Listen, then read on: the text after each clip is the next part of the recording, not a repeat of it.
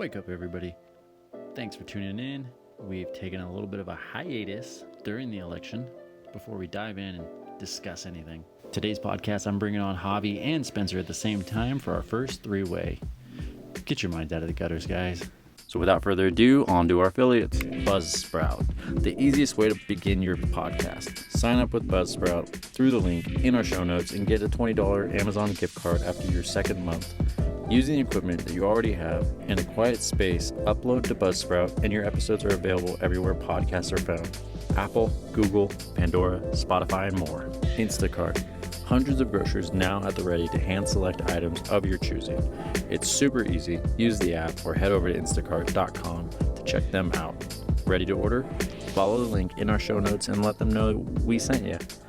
Essential items, office supplies, groceries, and even contactless delivery. Instacart has you covered. And today is sponsored by Rosie Cooks Gourmet Catering, located in the greater wine country of Northern California. Rosie Cooks was built off the passion for the culinary arts and is shared throughout the staff. From weddings to corporate events, gourmet, packaged boxed lunches, wine pairings, and private events. The team at RC collectively challenge one another and deliver mouth-watering menus every time. Check them out at www.roseyycooks.com on Facebook and Instagram. ROSEYCOOKS. And finally, Newness Productions for all your film and photography needs, from social media, promos, and commercials. Wedding films and photography, newnessproductions.com. NEWNESS Productions.com. Now, let's just get on. What about the Twinkie? Who you call it butthead? Butthead. Y'all talking about? Y'all talking about me? You take drugs, Danny? Every day. This is ridiculous. It's crazy. I feel like I'm babysitting, except I'm not getting I've paid. heard police work is dangerous. It is. That's why I carry a big gun. Aren't you afraid it might go off accidentally? I used to have that What problem. did you do about it? I just think about baseball. Declare. Whose children is this? Zed's. Who's Zed? Zed's dead, baby. Zed's dead. I gotta go to college. Danny, this isn't Russia. For a disaster of biblical proportion. What he means is Old Testament, Mr. Mayor. Real wrath of God type stuff. Fire and brimstone coming down from the skies. Rivers and seas boiling. 40 years of darkness, earthquakes, volcanoes. Dead rising from the grave. Human sacrifice, dogs and cats I living gotcha. together. Well, welcome on, guys. Our first three-way. Yeah. First off, let's start with, it's been a little bit since I did the last Morning Brew podcast. I think, Spencer, you and I did the last one. First and foremost, whoever bought my family and I lunch at McDonald's drive-thru and then yelled out, "Morning Brew." Thank you very much for contributing to our colon disease we eat from McDonald's. Other than that, what is up, guys? How you guys been? Just beat up and tired, doggy. Beat up and tired. But it's all good, though. Everybody's healthy. Everybody's copacetic. Yeah. Life Oh. will go on and it'll be good. Yeah, and happy birthday, Spencer. Sorry I couldn't make it out, buddy. I was up in Yosemite. Oh, it's cool, man. Happy birthday, Well, bud. Thank you. Big Yeah, I'm 3-0. like, I swear to God, man, I'm still recovering. Like From that. your birthday? Yeah, it was a week ago, and I yeah, heard still, both you it's and crazy. Javi are recovering this morning, it was crazy. Yeah, man. fuck. But here we go. Hair of the dog. right? Well, I Got didn't. Well, everybody, cheers to you. What's everybody drinking? What you got? Okay, I'm drinking this Deftones IPA. Nice. I like it. What do you got, Yeah. Spenny? I got a Racer 5. This is like my go-to. Nice. I got Elysian Space Dust. Oh, this that's seems good fake. stuff, too. So we've all got IPAs. So cheers, guys. Yeah. All right, guys. Well, I wanted to do, obviously we hit a lot on politics, so we'll kick off with politics a little bit. And I really didn't want to do an episode because the moment the third hit, it was like a fucking explosion. I mean, it was just shrapnel everywhere. I mean, from social media to mainstream media to people on the streets, everybody's slinging everything. And it was just like, we got to let this dust settle a little bit. I did the same thing in 2016 where when Trump won, I even told my wife, I was like, calm down. Like, let's wait until at least January or December before we get this official. Because there was still questions out with Hillary. And now, today, I sent you guys some article from Trump's lawyer. And I'm not trying to get anybody's hopes up. Look, let's just say it is what it is. Most likely we're looking at Joe Biden being our president. Joe Biden might be our president, and I hate to say that. I don't want to say it, but that's the way the path is looking today. But Trump's lawyer did just release, she says, okay, and I'm going to say this. If you're going to say we're about to release the Kraken, you better have some validity behind that statement, because Sidney Powell just said we're about to release the Kraken, which is Trump's lawyer, and said that they have found massive voter fraud. So I'd love to get your take a little bit, Spencer, and then we'll move on to Javi, of what you feel is going on with your family, your friends. I know your wife, you said she voted for Joe Jorgensen, so sorry that that didn't pan out. Hey, you know what? We were hoping for 5% at least, but I don't know what to think. It's weird. So this article you just sent me, it literally posted today, and what I had been hearing, rumor had it that social media, the big giants, the Facebook and Twitter, were keeping an eye on Trump, because apparently Trump had this huge bombshell that he was wanting to drop on Friday, and social media was going to basically have a wall set up in case that happened, to limit the amount of time someone's going to click on an article or whatever. And this kind of adds a little bit of validity to that. With how the votes are going, I don't know how to feel about it. But yeah, we're probably going to see Joe Biden be the president. But, I mean, you've also got other media outlets that are saying, oh, nope, we're going to retract Pennsylvania. Oh, nope, we're going to retract Georgia and Michigan and Wisconsin from the official electoral vote count, because they're all afraid, like, what if these lawsuits are legit?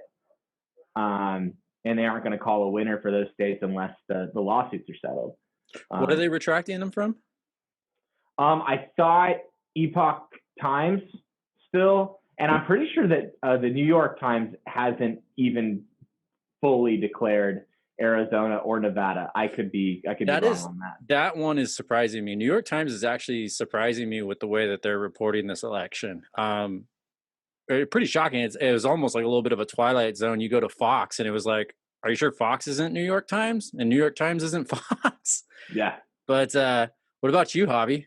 What are you thinking? What are you experiencing? Oh man. So, it's all messed up right now. If Biden wins, I just want him to win fairly. You know what I mean? And if that's what the people of the United States want, that's what the people of the United States want. It's not who I voted for. It's not who I wanted to win. But I'll accept it. You see all this social media posts. You see people, these hidden cameras of people throwing away ballots and stuff like that. And if that's the way that they choose to win, you know what I mean? Then something needs to be done. If that's what it's about, something needs to be done with that. If it's, like I said, if it's fair, it's legit, then by all means, he's the president, and it is what it is. We'll take our licks when that comes. But I just want it to be fair. We're a laughing stock of the world right now, and I don't like that. We look like a bunch of idiots in the world, in my opinion. And we need to be that powerhouse. We've always been that powerhouse. We've been the country that people looked up to and strived to be, for hundreds of years. And now we look like a bunch of jackasses. And that's what's more upsetting to me than what the results are. We just look like a bunch of jackasses. So we'll see. We'll see what happens. If it's true, it's true. If it's not, then Biden, whatever, Biden wins, and we'll see what happens with that. Hopefully he does a good job. Hopefully evil Kamala doesn't, ruin this country further. Well, you touched on something just now, which is I'm glad that you said this, because me, if I were running, this is what really pisses me off about this thing. Has everybody seen Days of Thunder with Tom Cruise? A long time ago, but yeah. Spencer, no? Okay. Well, there's a scene where Tom Cruise basically runs this other dude's NASCAR, and he does a hell of a job, better than the guy that owns the car. And at the end of the run, the owner of the car basically says, hey, that was luck, or whatever. And Tom Cruise goes, if you think it's luck, let's do it again. And that, my friends, is being a man. And I mean, that's like, let's do it again. Let's count it then. If you're going to call me a cheater, if I were running against you or Spencer, and you're going to call me a cheater, I'm going to say, let's count them. Yeah. Let's figure it out. Let's do it again. I'm going to say that. And that's what you should do. I haven't heard a single thing like that from the left or from that side, from Kamala and Biden's side. All I've seen is them rushing to accept the nomination before it's even given to them, and making moves and steps and preparations for accepting it. And it's like, hey, people are calling you a cheater and you're not denying it and you're not doing anything about it. Why don't you step up and go, if you think I cheated, let's do whatever you got to do and get to the bottom of it. But they're not. And they're not doing that. And I hope to God that if Biden is our president, that he does the exact same thing, and he won't, but I hope that he does the exact same thing that Trump did when he was being investigated for the Russiagate. Trump, bring it on. Hands off. Yes. He said, bring hands on. Go for it. Find whatever you got to find. But you know what's going to happen. Hunter Biden's laptop story, dead. If Biden's the president, it's dead. We'll never see it. We'll never see the full corruption. We'll never see it. I watched that Amazon video of the bringing down the president one. The plot against the president. Plot. There you go. Okay, anybody listening, watch that. Yeah, and then it was mind blowing to put his son, Trump's son, in front of the judiciary or whatever that investigation committee was for 30 hours. I mean, are they going to do that to Biden? I highly doubt they're going to do that to Biden. I highly doubt that it's going to be any kind of investigation like that. And that's what irritates me the most. It's so two-sided. Whatever Trump says, Trump farts. Oh man, global warming. You have that angry girl, fighting angry about it and stuff like that. And Biden can get away with all this crap. Kamala can get away with all this crap, and it's not being investigated. It's not being looked at. You know what I mean? Let's do it fair. You guys want fair? That's what it should be. Let's do it fairly. You know what I mean? Or like we did back in the day, let's just knuckle up over it. You know what I mean? Let's go in the backyard of the White House and, get them up. If you think that bad about me and you think that bad, I think that bad about you, let's handle this fair and square. And it's not being done that way. And that's what's most irritating to me. That's you know what I mean? It's so one-sided. The media is so one-sided that it's not fair. You know what I mean? I hate using that word. It's not fair. It's like a little no, I get it. And it's not. But that's word has been screamed by the left so much. Exactly. It's been like, it's not fair. It's not fair. If this happened to the left side and they were screaming they would be even worse. It would be worse. Yeah. But if it would have been someone on video throwing away Biden votes, oh man, It'd be just outrage right now, and you'd have that girl screaming. They keep playing over from. Give them no reason to call you a cheater. Give them zero reason. That's what my whole thing is. It's like, if your girlfriend or your wife or whatever has ever been like, let me see your phone. Give her your phone. Yeah. Here you go. Yeah. Don't run away with it. Yeah, then all of a sudden there's something wrong. If the left was caught, if the right was caught doing this, where you have all these videos of people throwing away ballots. You had that wedding party that ended up renting out a venue and found an entire trash can at their wedding venue full of votes primarily for Trump. If any of that was happening to negatively affect the left, it would be Russiagate all over again. Mm-hmm. Oh, the voting systems are all messed up. Oh, this, that. They would be rushing to find a solution. But no one, this is the problem. The American people want basic trust in their, the core institutions in this country. We want our vote, one person, one vote. We want the media to not be biased. But when 96, and I keep saying this talking point over and over again, 96% of journalists in 2016 donated to Hillary Clinton, Democratic candidates, or left-leaning causes. And so when you're when you're reading an article on the New York Times, you're reading an article on anything, you have to view it through that lens that this is a human being that is political and will probably do anything to make sure that their party looks in the best light possible. So all of the real media that people are consuming are the stuff that's, no joke, showing up on Parler. It's the stuff that we as true Americans are seeing on an everyday basis. And what the media is showing is not the reality that we're all experiencing. That's how I view it. And people are sick and tired of it and fed up. And that's why you have 5 million new Parler subscribers over the course of a week. And let's get this straight. All the video ads, all the commercials you've seen about, only 60% voted last election. Only 60%. You got to go out and vote. You got to go out and vote. I don't want every dumbass voting, okay? Period. But had they not done that, had they not pushed the fact that you got to vote so much, let's not skip the fact that Trump didn't lose by a massive amount. These are razor thin margins, razor thin. And then on top of the razor thin margins, you've got counties, multiple counties reporting that they have a glitch in their software that was apparently a glitch. Yeah, right. A glitch in their software, which who owns the software company is actually Pelosi, or Pelosi's husband, I think. Mm-hmm. And why would we ever do that though? Right? Yeah, no, right? Isn't that a conflict of interest? You would think, right? Nepotism type shit right there. This comes back to what Spencer and I talk about all the time. If you're going to take public office, you should not be allowed to have any type of business dealings until you're out of public office, right? Until you've exited. You know, you're either a public service, you're a public servant, or you're not. You know, it's one way or the other. But then you have counties literally reporting this glitch that reported in one county over 6,000 votes that were for Trump counted to Biden. I mean, this isn't you ever see that movie rumor. With Robin? You ever see that movie with Robin Williams running for president? Man of the Year. Yes.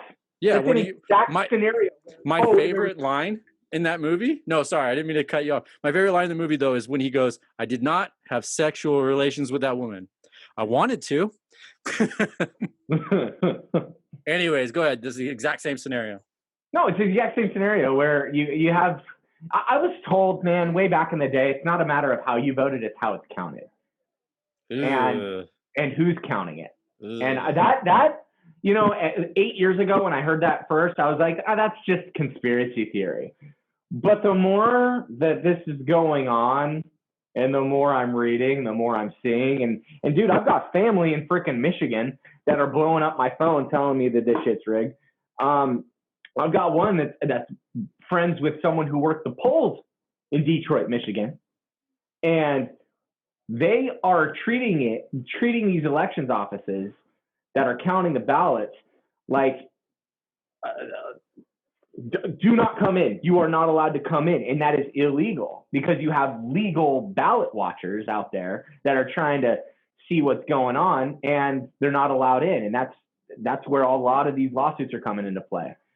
There is a lot of just shady shit going on. And that's what I mean by, hey, if they want to see and they want to count, if they're not interrupting your process, let them do it. Give them zero reason to call you a liar or a cheater. Exactly. Yeah, no, exactly. And I think that's what everybody is fed up with. Everybody's fed up with the fact that there's all these discrepancies. There's all these little just things that keep popping up. And like I said, and like we've said it over and over already, if this was for the right, if this was for Trump and it would favor Trump in any kind of way, it would be mass chaos in the streets right now. You know, do you think you would feel the same way if this happened? If say this was the exact same scenario but reversed, what would you do as a Trump supporter, Javi? I would hope that Trump stepped up, man, and stepped up and was like, let's try to fix this, try to come to a solution. I would really hope. Generally, I would hope, because I don't want there to ever be any kind of discussion or any kind of he cheated to get there, any type of that shit. Like, all right, but say Trump was acting the way Biden was, going right after the my policies, I'm just going to start going and avoid, just completely ignoring the fact that everybody's calling you a cheater, a liar, a thief, stealing the election. That'd be a tough pill to swallow, honestly. On my part, it would be a tough pill. That would mean there'd be some shadiness there. And what would you do as a Trump supporter, though? Doesn't matter. It's still fair is fair, right? We're still. This is America, and if that's, like I'm saying, like if that's what the people want, that's what the people should get. And like here in California, we're paying the price because we're so to the left. You know, we're fucking ourselves, literally. And these people just keep voting blindly and voting for, you know, Gavin and voting for higher taxes, and because they think that it's going to solve all this other stuff. It's not. It's just gouging people, and eventually, California is just going to implode upon itself due to all this crap. And it's sad because California is the best state that we have in the union. It's the best state that we have. It's beautiful. Whether, you know, you're 2 hours away from the ocean, 2 hours away from the mountains, 2 hours away from doing stuff, and it's just going to screw itself over. And I watched this one video. This girl was describing that, you know, right now they're pushing away all these companies, all these businesses out of California, but because of all these higher taxes, will eventually they're going to come after us because they're saying, oh, we're taxing the rich, tax the rich. Well, the rich know how to move money. They know how to hide money. They know how to move their companies and make it look like they're making a loss and stuff like that. And then eventually that tax money is not going to come in, and then they're going to come after us, the middle class and the working people, and they're going to start taking money from us. And that's she kind of described it as that's the way the Great Depression started, is because they're coming after the common folk, really, if you want to call it that, because all these companies were leaving or closing and going bankrupt or just hiding their money somewhere else. But eventually the politicians still want their money. They still want to, you know, do whatever they got to do with that money and stuff. And it's gonna backfire. Yeah. It's gonna backfire. Hey, don't worry, guys. It's only 15 extra cents per gallon of gasoline. You guys are getting the minimum wage increases. Okay, yeah. You are lower on the totem pole with very, very low skill workers. You guys are going to be fine. But it's the middle class that has been gouged out of California. Exactly. That's all. What we are creating in California, and I hate saying this because I'm involved with the political system or whatever. You're going to create a two-tier system eventually where you have the managers and the workers, or you've got the elites and those on government assistance. And that's all you're going to have in California. The American dream of home ownership is going to be gone because you've increased the price of ever building a home. $400,000 just to build on a piece of land. That's after acquiring the frickin' property, because you've also got to put solar panels on every home built after 2020. You've got to abide by all of the CEQA requirements. And then on top of that, there's no labor field because for the past 3 decades, these people on the left have been pushing, you got to go to college, you got to go to college, you got to go to college. Well, now there's no labor pool. So now you've got to pay the ones that actually exist higher wages to get the job done because you don't have enough out there. And I could go on, but and I know I went off on kind of a tangent. I think the beer. It's all good. I think the housing market's going to crash, bro. I hope not. I just bought a house. What? I hope not. I just bought a house. I hope not. You're right. I think that's just the way it looks right now. And but aside from that, what about you, Spencer? What would you do if roles were reversed? I mean, I know that you're. I don't know if you voted for Trump or not, but I know you're at least a supporter, and you don't buy into the bullshit that the left is trying to sling. But how would you feel if it was different? What would you do? You see, and that's tough for me to say because I don't think Trump would be the person to just slide this under the rug and just ignore it. I think that's something that I've seen in politics for years, that, you know, a big major news story comes out on a politician and they just ignore it. They don't even address it. And eventually, after a couple of weeks, it just kind of goes away and their reputation is still just as intact as it was. With Trump, I think he doesn't play games. And I think he would bring it head on. If he won fair and square, he would be, okay, you guys are calling me a cheater. Let's bring it on. I mean, and he did that with the Russia scandal. He did that with, and I just don't think he's going to experience the same. I don't think it would be the same thing. When I look at all these videos coming out of people like, you know, filling out ballots in the election office, you know, I almost view it in the way that how imagine if this was like body cam footage on police officers, how big of an uproar that would be. Yeah. If there were all these instances, but yet the media was trying to push it under the rug and don't look here, don't let's not pay attention to it.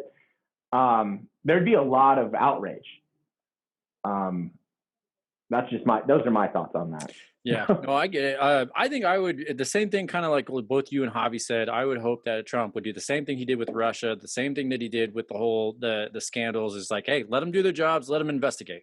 I've got other things to do right now. Because he's not. And for all we know, it probably wasn't Biden, and I'll give him this benefit. It probably wasn't his team doing this. It's just the left that's just so radicalized now, and for some reason they feel that it's okay to do this. Like it's okay to cheat and throw away ballots. I can honestly, I'll give Biden that much credit to say that it wasn't him directly saying, "Hey guys, check it out. This is what we need to get out there, and we need to tell these pollsters to, if that's what they're called, pollsters, to throw away these ballots and to dump this garbage out."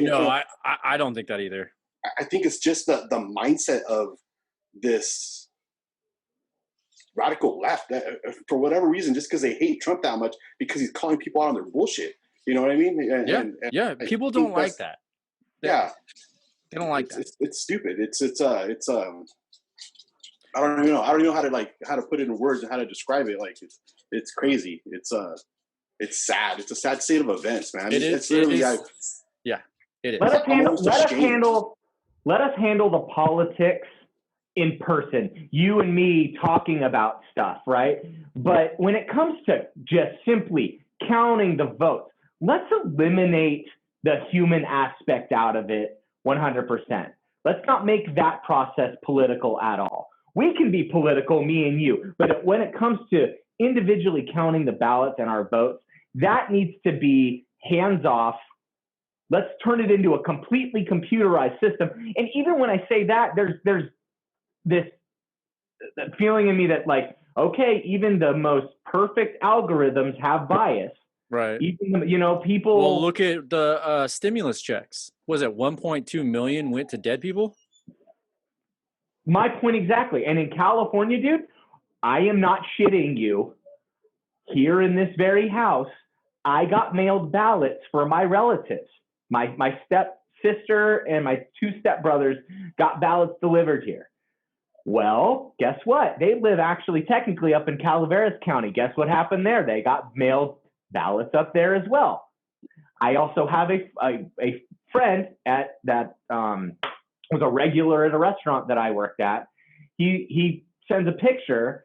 He's got two ballots right next to each other. His name is Chris, but one of them is addressed to Christopher. The other one's addressed to Chris. That's just here in California. I've known about this problem for decades. We've got dead people in our voter rolls. I would love to see some form of voter ID just to eliminate all this. You've been talking about that for a while as a voter ID, and I agree with you. I think a voter ID is a good idea. I think that every voter should have at least a California driver's license number to go along with their voting ballot. With an election this tight, this razor thin, voter fraud is a massive deal. Massive. I mean, game changing, whether it is left or right. So don't get me wrong. Whether it's voter fraud in the right's favor or the left's favor, it is a massive issue when you have razor thin margins. You have to literally count them by hand, and I think that's what's happening right now. You would have to, and even a country as corrupt as Mexico, you have to have a voter ID card to vote. Okay, even in a country as corrupt as Mexico, and I can say that because I'm not from Mexico, but I'm a fucking Mexican. But you are? I didn't know. I thought you were Irish. I'm Cambodian, actually, but Villanueva. Nueva Cambodia. But you have to have a voter ID to vote. I mean, like, come on, dude. Like, and I think it hasn't come into effect is because I think a lot of our elections have been rigged. You know what I mean? And it's sad, man. It's like I said, like I've never ever been ashamed of being where I'm from, dude. And right now I'm ashamed of being Californian. You know what I mean? But it's a shame to be American, man, just because of the sad state of politics that we are right now. You know what I mean? It's sad. It's disgusting. It's to the point where I think I've told you over and over again, I don't watch any of the local news anymore. I just read my stuff online and to go where I want to go, because it's sad. Just right now in the halftime, because I got my TV on in the background, you know, the Channel 40 thing came on post Thanksgiving, whatever, like they're worried about what's going to happen after Thanksgiving, these families getting together, you know, for Thanksgiving dinner, what's going to happen, the way it's going to be. It's like, come on, man, come on. Oh man, so I'm going to touch on that real quick. California's government, and this is coming straight from me, not from Spencer or Javi, okay, so I'm taking full credit for this. California's government just released on their website a mandate of orders for Thanksgiving, and I'd read them to you, but you guys can honestly go on Facebook or Instagram and check out what I posted. I'm going to kindly and respectfully tell you, California government, to go fuck yourself or pay my bills, and then you can tell me when and how many people I can have inside my house. All right. So choose. You can either go fuck yourself or you can pay my bills, and then I'll abide by your laws. I'm with you.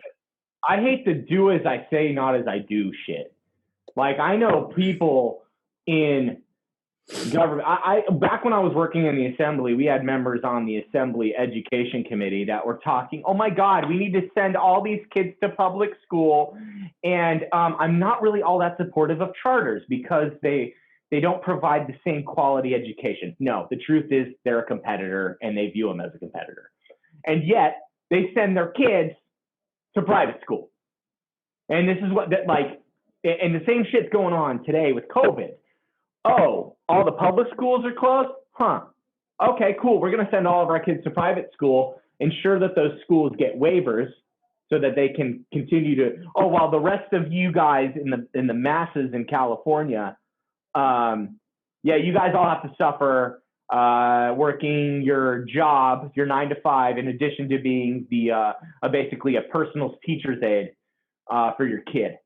That's the shit that grinds my gears. And like the fact that I don't want to, I read an article just this weekend that Governor Newsom went to a party with at least 12 different households in under one roof. And was he abiding by the same rules that he? You're bringing up something I wanted to touch on next, and that's the shit that pisses me off. I wanted to ask you, Spencer, what do you know? Because I've talked to you guys about this, but this is what pisses me off when we talk about grinding gears. I've always said this, you know this, the people that wrote those mandated laws, would you give me an estimation, if you know, about roughly probably how many days it took to do all that and how many man hours? And are those interns writing that shit, or are us, the taxpayers, paying for people to write the same shit that the people themselves that are writing it probably aren't even going to abide by on Thanksgiving? So legislators every year have about a 9-month time frame to pass the law. If it's the first year of a 2-year legislative session, they technically have 2 years to pass a bill. If it dies in the first year, they sometimes can bring it back. These laws are dealt with by attorneys that have to be completely nonpartisan. They are just sent a request. We want to make this change to the law. Can you send it back to us? And my understandings are that attorneys don't typically like doing pro bono shit. But they're paid. They're paid for by the state. Perfect. That's all I wanted to know. So us, the state, the taxpayers, are paying for people and attorneys to write this shit that's posted and given to us, even though not a single person is probably going to abide by them, let alone maybe 13% of the state. I mean, the real scared people. But it's the Office of Legislative Counsel. It's this nonpartisan body. It just literally they have to just write laws, give them back to the legislator. Uh-huh. The legislator introduces it, and then basically Leg Council is like hands off. That was all we had to do. Like then the rest of the political process is dealt with by the interns, the legislative aides, the chief of staff, the ledge directors, the legislators themselves, gubernatorial staff that have to review the laws.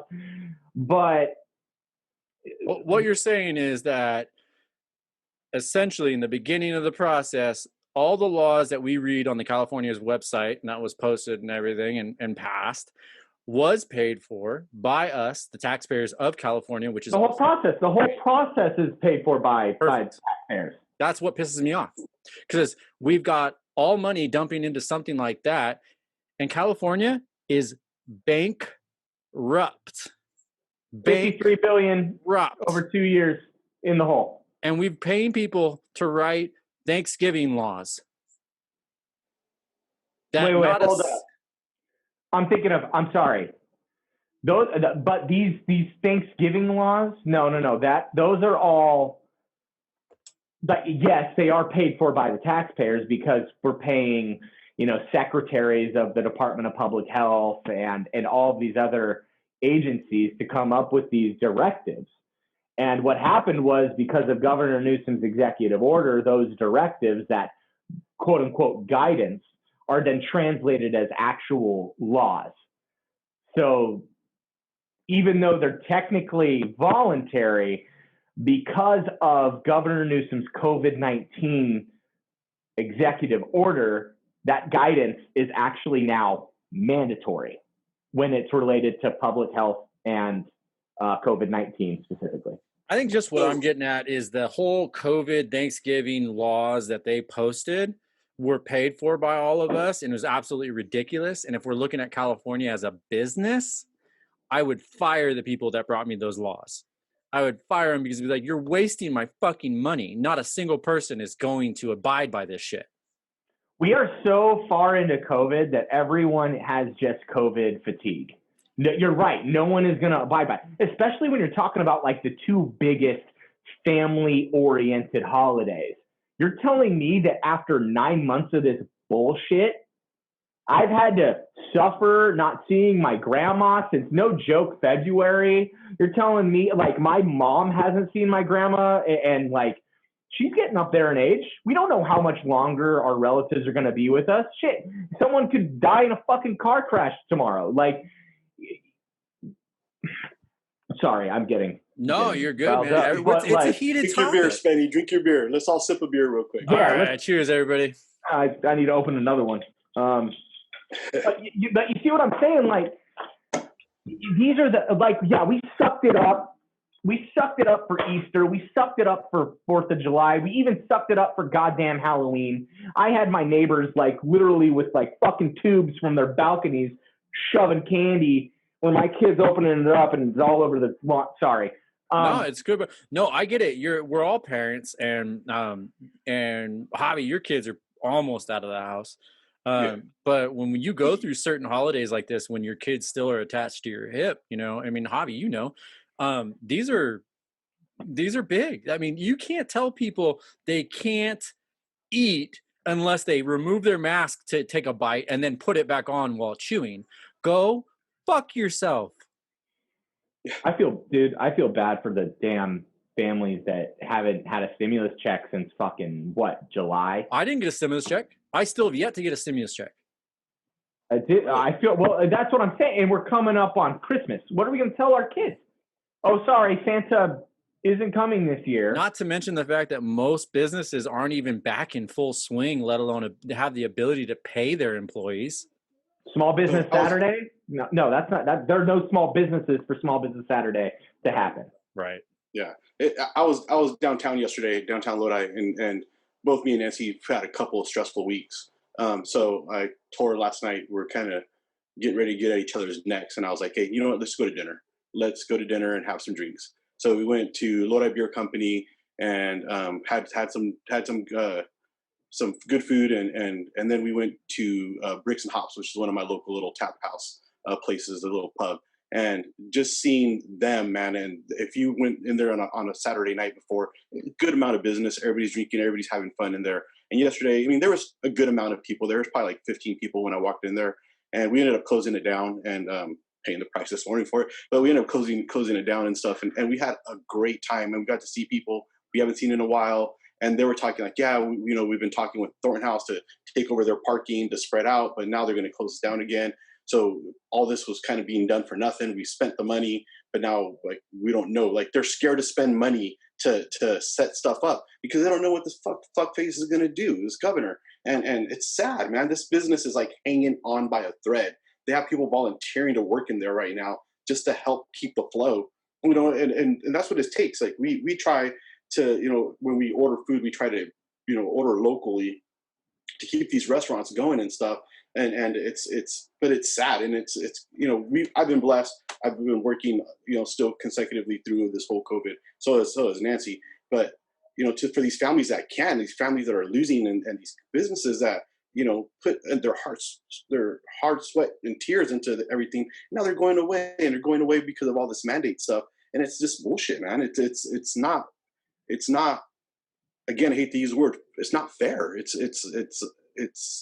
you know what I mean? If you're scared or you're sick, stay home. It's a 99.9% rate of survival on this. If you have issues, you know what I mean? And you shouldn't be out on the fucking streets to begin with if you have all these health issues. You know what I mean? I haven't seen my sister since February as well, Spence. So I know what you're going through with your grandma. My parents had to visit her the other day through a fucking sliding door. They had to stay on the backyard and look at her through the sliding door. My mom couldn't touch my sister. Right? You know how hard it was? My sister was hospitalized. We couldn't fucking go see her. You know what I mean? Yeah, I do. My old man just had to be flown into the ER in San Francisco twice in 3 weeks, and my mom couldn't even go into she had sitting in the parking lot. She couldn't even go in, and he had heart surgery. You know, it was like, and they were literally, the doctors were not so much like telling her like, hey, this is impossible, but they were like, the chances of us successfully putting the stent in his heart they're microscopic. So they were basically telling her to say goodbye, and via telephone. I mean, come on. I get it. Let's not bring all the kids in and everything, but you know what? When your wife is there, mask her up, put gloves on her, put boots on her, fucking put a hazmat suit on her, let her go say goodbye to her goddamn husband, man. Yeah. I mean, that we are losing our touch of humanity and human decency. We're really losing it. And Javi, you said something, California's about to implode on itself. I think we're in the middle of it. I think we're starting to see the beginning of the lava starting to pop out the top of the volcano. And you see it by, like, I was in Lodi this morning, real quick. I drove into Lodi. It was 7-something in the morning, and there's this dude in a dress screaming at a light pole like he's ready to fight it in Lodi. So 3 blocks from downtown, I've seen that guy. But then I go to the next stoplight, and there's somebody just passed out on the what's that called? The middle divider, the like median curve. Median. Yeah. He's like literally just like passed out on it, and I'm going. 5 years ago, this wasn't Lodi. No, 2 years ago, this wasn't Lodi. Yeah, you're right. This all literally. No, I say 2 years ago. I say as soon as Super Walmart was built, it's gone downhill. Super Walmart, literally. Man, there's something to say about Walmart. Every single time they put a Walmart somewhere, crime in that neighborhood increases. Yeah, you've got cheap goods, you've got convenience, but not the crime that is associated with those parking lots, the crime that's associated with Walmart. I don't know what. It's like got the Walmart curse or whatever, call it that. But yeah, man, Lodi, that whole area, and they're putting brand new homes right next to them. Like, why? My buddy had to leave his home. They bought a house right when he first started working where I work. They bought a house right behind the Walmart in Stockton, and mind you, but that area was really nice back in the day. They built that Walmart, and as soon as they built that Walmart, his neighborhood went from being a nice neighborhood, it just tanked. And finally, he was like, you know what? we're just packing up and moving. We're going to rent a house other side of town, and we're just walking away from this house. And they lost a ton of money. You know what I mean? But they were like, dude, we can't sell it. Nobody wants to buy it because everybody, you know, everyone hears all the rumors right there. He got a gun pulled on him at 4 a.m, getting ready to come to work. You know, and then they started laughing and then just drove away. And you know, and well, you got to associate some of that stuff too. I know that Stockton, the city of Stockton, was issuing one-way bus tickets to the Lodi Public Library there for quite some time, and it was, if you're a homeless person, you take a one-way ticket. There's no free one-way ticket back. So that being said, it's a mess, man. California's a mess. I'm scared for it, to be honest. I was born and raised in California, but boy, I have never been eyeballing red states more than just now. Well, I'm vested, man. I'm stuck. I know you are. We've talked. I work for the state. So I know. I'm scared, man. My retirement is with the state, and if the state goes under, what the fuck am I going to do? Well, you know I wanted to touch on. There are already threats to your pension, dude. There are already always people coming after it. Yeah, it's scary. I thought I made a really, really good decision by working for the state and taking the chances that I take and stuff, and you know, in my career, and because I thought I was going to be taken care of. You know what I mean? And I'm not doing it for free. We pay into our pension and we do all that, but Jesus Christ, man, I like it's a legit worry. I have 6 more years to do, and it's a legit worry that where I'm not going to have nothing. Breathe, I'm not gonna have buddy. anything when I retire. Just breathe. No? Look, I wanted to ask you too, because you told me a little bit, and we're not going to say where you work or anything, just for confidentiality reasons. What quality are the tests that they give you? How what? What's the quality of those tests they give you? I'm hoping they're good. I don't know. Well, the only reason I'm asking is because I know that there's been a lot of tests that have been mediocre, and they give it to the people, and then those people take another test that's higher quality, and they'll test negative with the mediocre stuff and positive with the higher quality, and find out. Well, did you see what Elon Musk did just the other day? He went and got 4 tests in the same day at 4 different spots, and he tested positive at 2 of them and negative at 2 of them. Yeah, that's what I mean. That's exactly what I mean. Yeah, and I don't know, man. It's when it goes to the state, it's always the lowest bidder. You know what I mean? It's always the lowest bidder. So I don't know. I'm hoping that they are taking care of us. You know, without saying a lot, I'm really hoping that they're taking care of us. But it's I'm not going to put my dependence on them. It should be you take care of yourself. You know what I mean? You wash your hands, fucking stop picking your nose and or putting shit in your mouth and stuff like that. Spencer, you know, the handshakes have gone away and stuff like that. So, Spencer, do you know if California, or is not California, America is still underneath the total death rate for 2019, 18, and 17? I haven't checked it, but my assumptions is like I haven't seen any increase in like dramatic increase or dramatic spike in COVID deaths. That's an interest. I don't know. We probably have to check back up on that. Well, I know that what was it? What month is it? In beginning of October, we looked, and it was at 2 million and change, not 2,100,000. It was like 2,076,000, something like that. And that was still about 800,000 less than. Correct. It was 800. It was like 800,000 and some change less than what the total deaths amount in 2019 was. 700,000 less than the total deaths in 2018, and roughly, give or take a few. But and that's kind of what we started poking at, was like, hey, total deaths, not COVID deaths, total deaths are less than we currently are with COVID this year. What the fuck's going on? Well, people are in their homes. They aren't getting into car crashes as often because of that. You've got just... Is that what it is? People aren't dying from other diseases because they're stuck in their homes, not being exposed to other things. So I guarantee we're going to see like people's immune systems compromised from an entire year of being cooped up in their homes and exposed to only the same germs and bacteria. That's just my hypothesis. Because anyway, the way I see it, man, even if deaths are down, you got a lot of people that are fucking suffering. And living and suffering can be even worse than death to some people. I'd say. You've got to, we're alive, but are we truly living?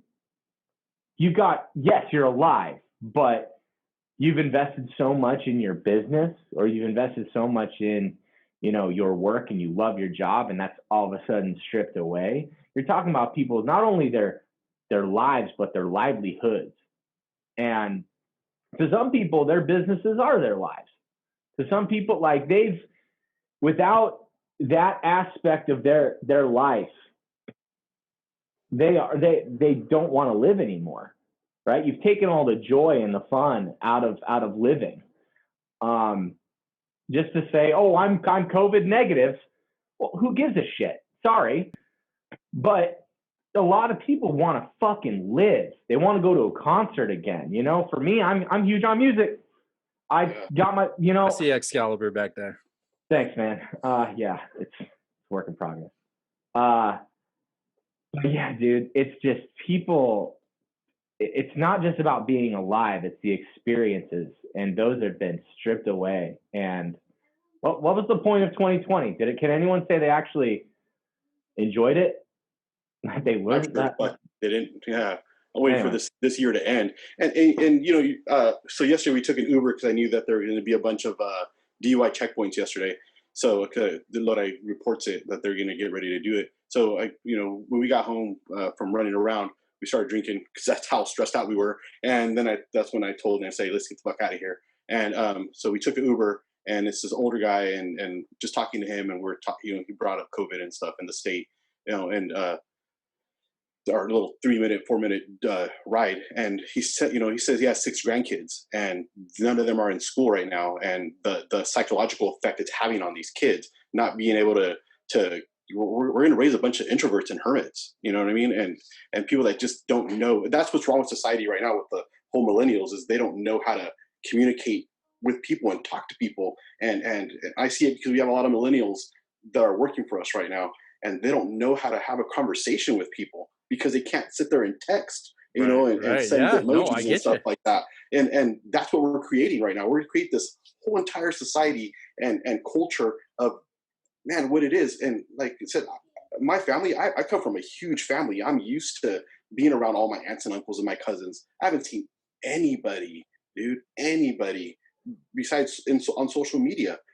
You know what I mean? And it's sad. Like, I don't even know, like right now we're a couple of weeks away from Thanksgiving, and I haven't heard of anything being planned. Like, I haven't planned anything, I haven't even bought a turkey because I don't know what the fuck's going to happen. It sucks. It's and the way I see it, man, if like I even told my pops, like, let's just have it here at the house, and we'll invite everybody. And if they want to come, cool. If they don't want to come, then it is what it is, man. And we'll deal with it there. But we're going to get together for sure. You know what I mean? In one aspect or another, even if it's just for them to have dinner. And fucking A, I don't sing, but just because I got told not to sing, I'm going to sing on Thanksgiving. You know what I mean? it is what it is. Just because that mandate's in there that you want me to sing? Exactly. Bitch, I'm singing Amazing Grace. Hell yeah, I'm going to sing, man. I'm going to have Spencer bring his drums over, and we're going to do some karaoke and all that good shit, dude. And that's what it is, dude. Don't tell me how to live my life, dude. Don't tell me, especially when you expect me to put my life on the line and go into an institution every day and deal with inmates. Don't tell me how to live my life, dude. Don't tell me how my family's going to live our life. We're going to do it, and we're going to be pay my bills. You feel free to tell me how to live. Feel free to tell me when bedtime is. Feel free to tell me what I'm going to eat tonight. Tell me it all. Tell me everything. Tell me all those sweet nothings if you're going to pay my electricity, my cell phone, my rent or mortgage or my, whatever. You're going to pay everything you pay for my kids' clothes, my clothes. I will gladly go to bed at 8 o'clock at night. Gladly. But until that happens, go fuck yourself, California. I'm sorry. We went to 3 different stores yesterday, and every toilet paper aisle is sold out right now. Oh, it's happening again? Oh, yeah, dude. But you know what? Man. We snatched some up yesterday, though. And I was just like, well, I'm going to be able to wipe my ass because I'm not going to fall for this shit again. Because last time we were stressing. What's triggering that right now? I don't know. I don't know what it is. Okay, because there's this huge scare of going back to purple, which is going to happen on Tuesday. The state's going to tell us all, oh, you got to go back to purple. It's back to widespread. It doesn't change anything from like three months ago when we were in purple. Right. No, I heard that California is going back into more stricter requirements as far as COVID. And I also read from the New York Times, of all people, that Biden's COVID plan is quite over the top. It's intrusive. Yeah, it's crazy. Look, the toilet paper thing, anybody listening right now, the toilet paper thing is very, very, very, very simple. You have one aisle dedicated to toilet paper because it is a massive light object. When you have somebody grab 2 or 3 packs off the aisle, the other person sees it and goes, oh shit, what's going on? I better grab some. And then dominoes begin to fall and that aisle gets cleared out and they can't stock it as fast as anyone else because it's groupthink. It's the lemurs, right? It's, oh, this person's doing it, I better do it, and it goes down the line. Yep, you know, monkey do shit. Yeah, it's at any given time, there's more people in the store than there's actually toilet paper on the shelf. So if everybody grabs 2, what do you think's going to happen? It's going to disappear. It's a huge bulk item, no matter if you're in Costco or in Safeway or whatever your store. It's a massive item. It's a joke, man. And you know what's funny? What you have a shit ton of too, and in all the end caps is hand sanitizer. And hand sanitizer is all over the place. And I think to me, hand sanitizer is like, everybody should use it from time to time. Hand sanitizer is actually super dangerous in the way people are abusing it right now because it takes away all the bacteria that you have in your hands. You need some of that bacteria on your body, in your hands, to fight off bad bacteria. So if you're killing the good bacteria that's in your hands, eventually you're going to get something that's going to screw you over even worse. So I know people that like just all day long, they're sitting there squirting this shit on their hands and rubbing it all over. It's like, dude, don't do that. That is such a bad thing. Like I put it on if I go to the gas station, grab a pump, I'll put some on my hands. Right? I do it twice. Yeah. I'll do it twice. Yeah. Shopping and gas station. That's it. Yeah, that's it. Mm-hmm. But just wash your hands with some soap and water, man. You can't have that stuff. You know what I mean? And it's just ridiculous, man. I watched a relative just sitting there and just putting that stuff on his hands. And then he was sitting there and this like becoming a fucking OCD thing. And it's like, what the hell are you doing, dude? Like, what are you doing? You're jacking yourself up, dude. Your body's not going to have that bacteria that you need, that immunity that you need when you need it, because you just killed it. You killed it on your that's hand. a real thing. That's the same thing with people working out. Is I used to be a personal trainer, and I would tell people, guys, you got to have like a Friday, a Saturday, a Monday, whatever. Pick a fucking day, but on that day, you smash pizza, you smash pancakes. I mean, you eat candy, you drink beer, you drink soda, whatever. You shock your system, because if you've seen it, you've seen people that are uber healthy and ultimate runners or whatever, and they hit this like plateau and they get this little weird belly and kind of weird body because their body has never had, they don't give it anything bad to balance it or show it like, hey, this is bad. And then it's going to accept all the nutrients. You have to shock your system. And it's the same concept where it's like, we do. Yeah. Why do you think all the kids running around in the mud, in the dirt are the healthiest, happiest kids? And they're never sick or homeschool or kept home from school sick. So it's because our society, man, we become such germaphobes, but we aren't really looking at the true science behind it all, that we need this bacteria. There's some that we need so that we can better improve our immune systems for when the time comes that one of these super viruses does come around. It's about exposing yourself to the elements, exposing yourself to more than just your little bubble. And right now everyone's just in their bubble, and they're probably doing more harm than good. I mean, you watch, man, right now it's COVID, but next year, you could be having so many people die from just the seasonal flu because of this, because we've done irreparable damage to ourselves. That's my assessment. No, it's bad. It's true, Spencer. You're saying it exactly. Growing up Mexican, man, you would, when we had a baby, like they would tell you, oh, never take a baby outside. It'd be dead of heat. You got to wrap that baby up, or don't take your baby out to the cold. Because, like, no, man, let this kid run around, let him get exposed to as much as possible, because then they build up the immunities and they build up those antibodies that they need to fight off infections. And wow, that's why you always see kids all snotty-nosed up, because they're always so protected, and they're so like wrapped up in shit. And then they get sick. The first time they meet something bad, it hits them like a ton of bricks, and they end up being in the doctor's office or in the hospital, and then on antibiotics and stuff like that. It's a big cycle that happens. Man, I let my kids eat dirt, grab a bug, put it in their mouth. It didn't matter, man. I had girls. I was like, you guys are getting toughen up. I ain't going to be raising no sissies. So, my kids are fine. They're allergic, and allergies are bad here, but that's about it. But it is what it is where we live. Well, allergies in the valley in general are terrible. Yeah, it's horrible. So, I mean, but it's so mind blowing, man. It's so frustrating. And like I said, it's just a sad event, man. And I really think that this shit's 99.9% media driven. The media just media driven, and it's a brainwashing that's happening. My mother-in-law is so scared of COVID right now, and so just paranoid with everything that we've been having to do their grocery shopping for them. And it's fine, whatever. And we can help out. There's so many people that are terrified. So many people. Get us out there, man. Get out there, and luckily my parents aren't as bad, but they haven't come over a lot, and I try to stay away from them because I'm exposed to so many people, and I'll out of respect, I'll do that for them. You know what I mean? And I'll wear a mask when I go into the store out of respect. If I don't want to shop, then I'll order on Amazon because I don't want to wear a mask.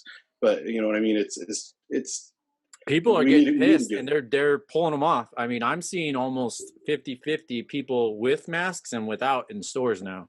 Yeah, I don't know what it's like for you guys, but that's what I'm experiencing. Well, that's the way it was downtown. When we got in the Uber, we had our mask on because they tell you when you order the Uber that you have to have the mask on. So I was like, okay, cool. We'll put the mask on. And it's a respect thing, in my opinion.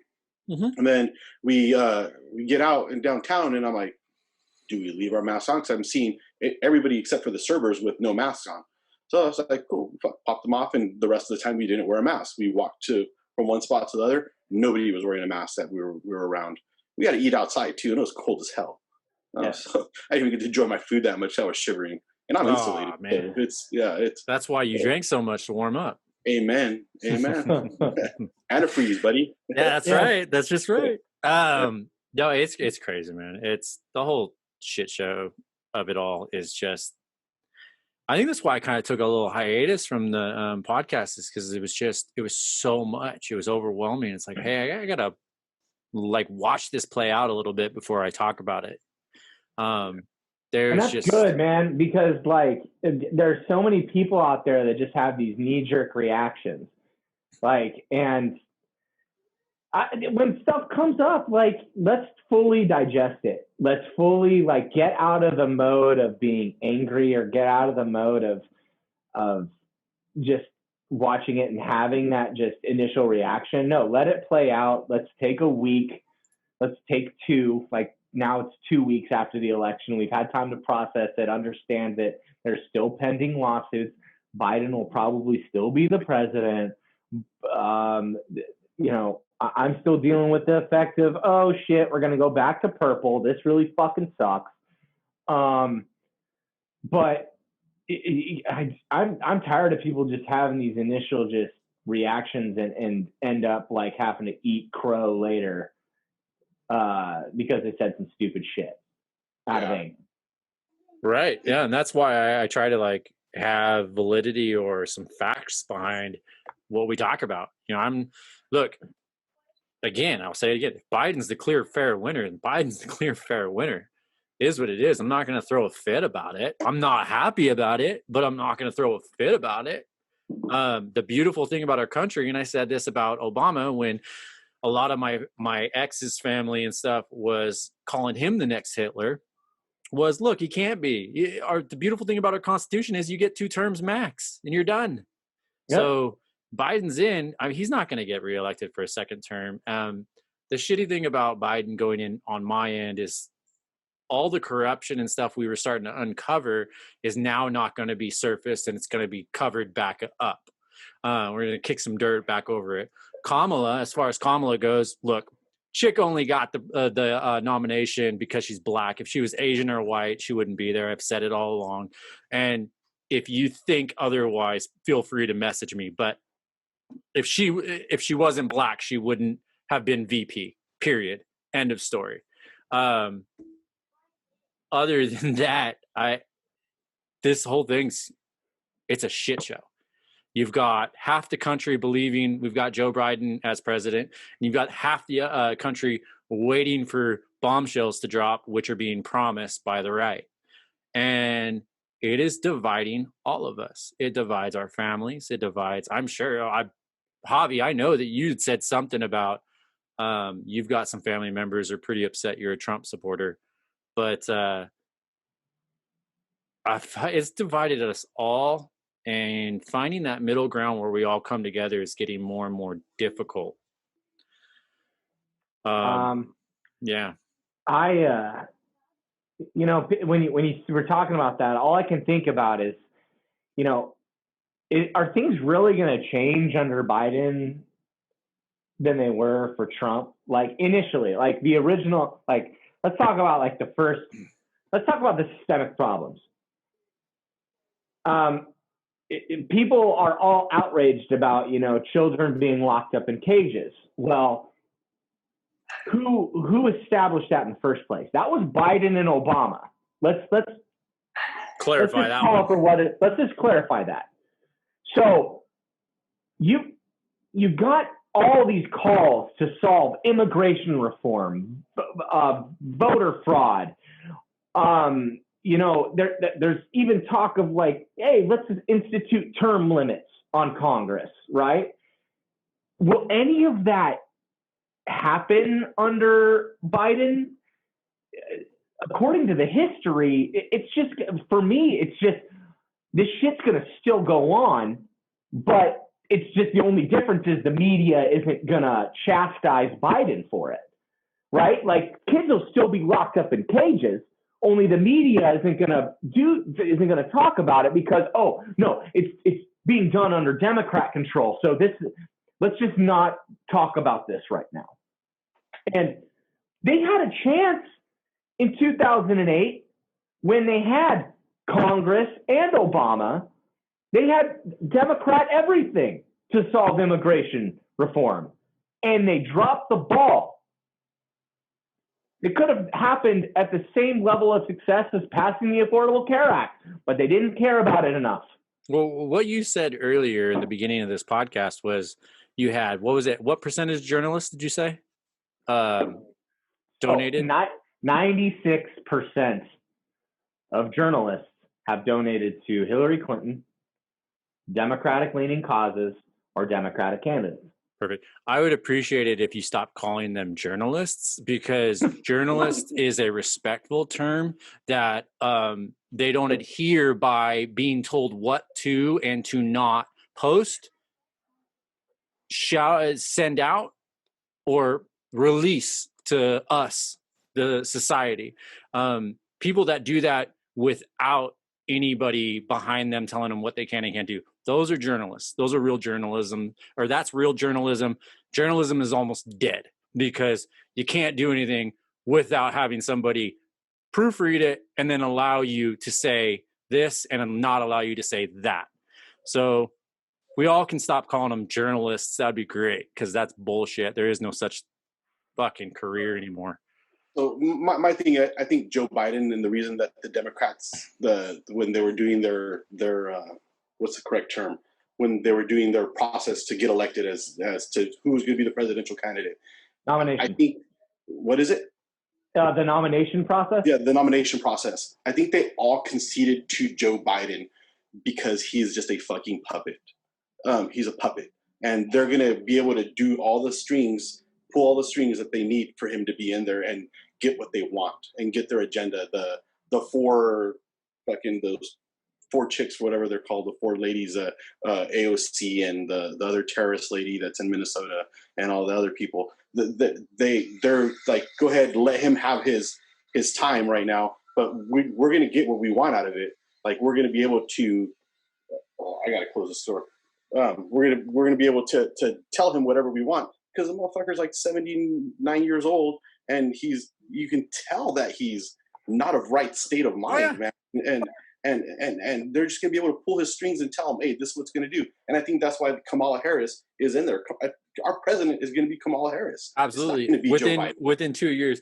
Well, I'm glad you said what you said, because what you said earlier about Joe Biden and him not personally being the one that's running the show, and you do this and you voter fraud there and you voter fraud here. Yeah, I completely agree. Joe Biden, I don't think he understands what pair of underwear he put on today. I really don't. So I don't believe that it's him. I believe it's the Democratic Party or the DNC that really, really is pushing the voter fraud issue. And I think you're absolutely right. I think he's a puppet. I've never thought that he was any state of mind, held any type of pedigree to hold the presidential office. I don't see anything that's magic there. He's been there 47 years and done absolutely nothing. Well, every president has had something. They've had their little niche, right? Well, let's go back. So Trump has his by calling people out and calling things out for what it is and being blunt and honest and non-PC. That is Trump's thing. Prior to that, we had Obama, an amazing public speaker. Amazing. Maybe malleable. He had a really good speechwriter. Let's give him that. I'll give him that. I'll give him the ability to have a speechwriter and be able to execute that speech. Yeah, read a teleprompter really well. Yeah, so he was an amazing public speaker. However, no balls. Yeah, that's my personal opinion. No balls. Great public speaker though. Really rallied people. He could really do that, and that was his thing. Before that, George W. Terrible public speaker. Terrible. But got shit done. Sorry. Up here. Had a set of balls on him. Up here, though, he knew what he was doing. He wasn't a good public speaker, but if you've ever watched anything outside of his presidential run, outside of anything like any interviews or anything, dude's a smart guy. He's sharp. Prior to him, Bill Clinton, smart guy, able to literally maneuver everybody and rally people together and keep basically a calm, peaceful house. Don't know how Bill did it, but Bill did it. I don't like Bill. I think Bill's a scumbag. It was before social media. That's how. Yeah. And that Bill was. So again, we have all these presidents that have their thing. What's Biden's? And that's the problem that I've had this whole time is like, when I look at candidates, I look at what is your policy. Yeah. And the only policy I heard out of his entire mouth is, we're going to put a mask mandate on everyone. And I'm not Trump. I'm not Trump. That was it. Come on, guy. Come on, man. Come on, man. Come on, man. The little kids love touching my hairy legs in the pool. And watching the water run down my legs. And I love kids jumping on my lap. Oh, my God, dude. I've always loved kids jumping on my lap. This is why I think voter fraud's a thing, is because there's no fucking way he got more votes than Obama did. Right? No right? No, 4 million more? No, fuck that. Sorry. Yeah. If you look at the chart was going like this, the graph that they showed, and then all of a sudden it's whoop, all the way up here. Yes, like, I remember come that. on, man. It was literally like, they had Biden and Trump both cruising along, right? And then they're cruising along and then stopped for Trump, and then Biden went straight up. Yeah. Literally 128,000 votes in one county. It's straight up. They made it too obvious. Like I think back then what it was and what it is like Spence said, it's the social media aspect. It's everywhere. Everybody has a camera on them. Everybody has a camera in their pockets. Everybody has a camera on their fucking lenses now and stuff like that. And back then it might have happened. The 49ers shit this bed right now. Anyway, they just fumbled another punt and the Saints got it on the 15-yard line. Christ. Okay, sorry, go on. You guys could be Bengals fans. Everybody and so the fraud is so out there. It's so just prevalent. It's so prevalent, not relevant. Prevalent. I'm using big words, bro. So here we go. It's all good. Hey, we're all drinking and we're all fired up right now. Yeah, I'm on NFL beer too. Sunday. Dude. It's kicking in the alcohol from last night. It's what it's doing. and it's there, man. It's like obvious. Like, how in the fuck can you not like wipe the shit out of your eyes and see what's going on? And that's what's making me the sickest, man. If he won legitly, I wouldn't be complaining about it. I gives two shits. They're all politicians. They're all scumbags. They all have their own fucking agenda. They're going to do what they're going to do no matter what. But they didn't. It's obvious he didn't do it fairly. And that's what bugs the fuck out of me, dude. That's what America is based on, a democratic system. And we all get to have our say. And we all get to have our vote. We all get to be who we are. That's what makes us better than any other country in this whole world. And we're throwing that away. Throwing it away because we got these millennials that are just angry about stuff. And they want, he's mean. He said bad, mean things to me. And fuck your feelings, bro. Let's get on with this country, man.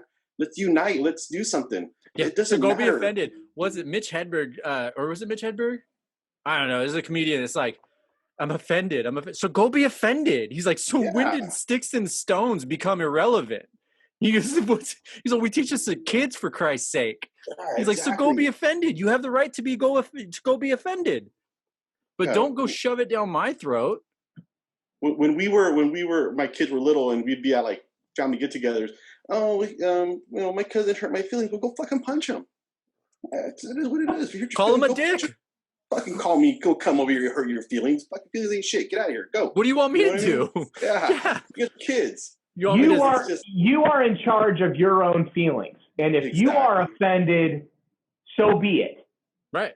You're allowed to be offended. Your decisions don't have any effect on me until they do. And that's when I fucking act.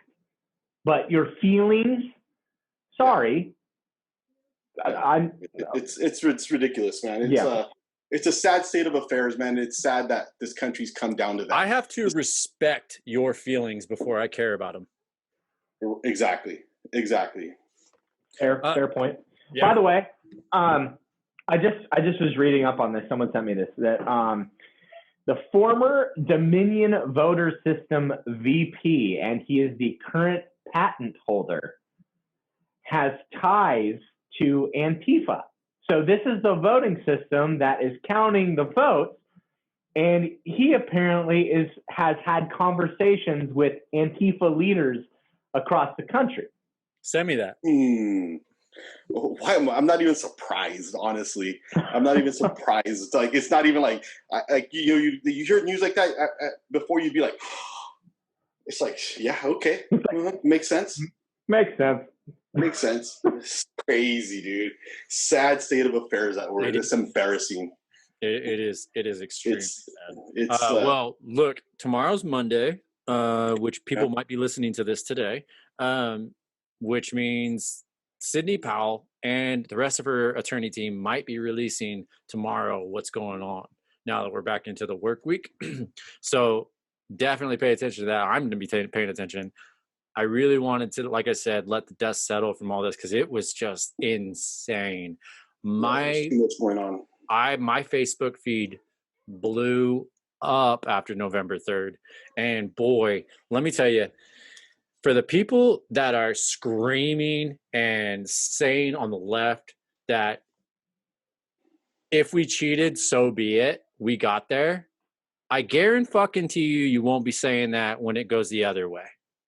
I guarantee you. So think hard before you say that and before you commit to saying that. Because when it ends up, the right's the one that's cheating, you're going to be as pissed as we are, and you're going to lash out. So, again, we keep coming back to this. Fair. Let's figure it out. I want to know. If you're being called a cheater, I want to see that person calling you a cheater is a fucking liar. I don't want to see that they have any validity. And you damn sure well should too.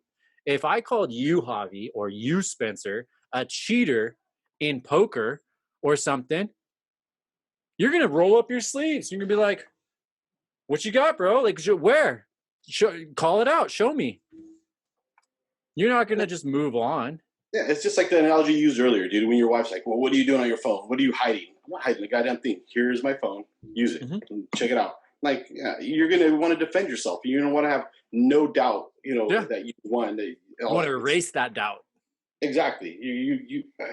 But at work, if somebody says that, hey, you stole one of the firearms or something like that, you stole something out of lockup, you're gonna say, show me where I stole it.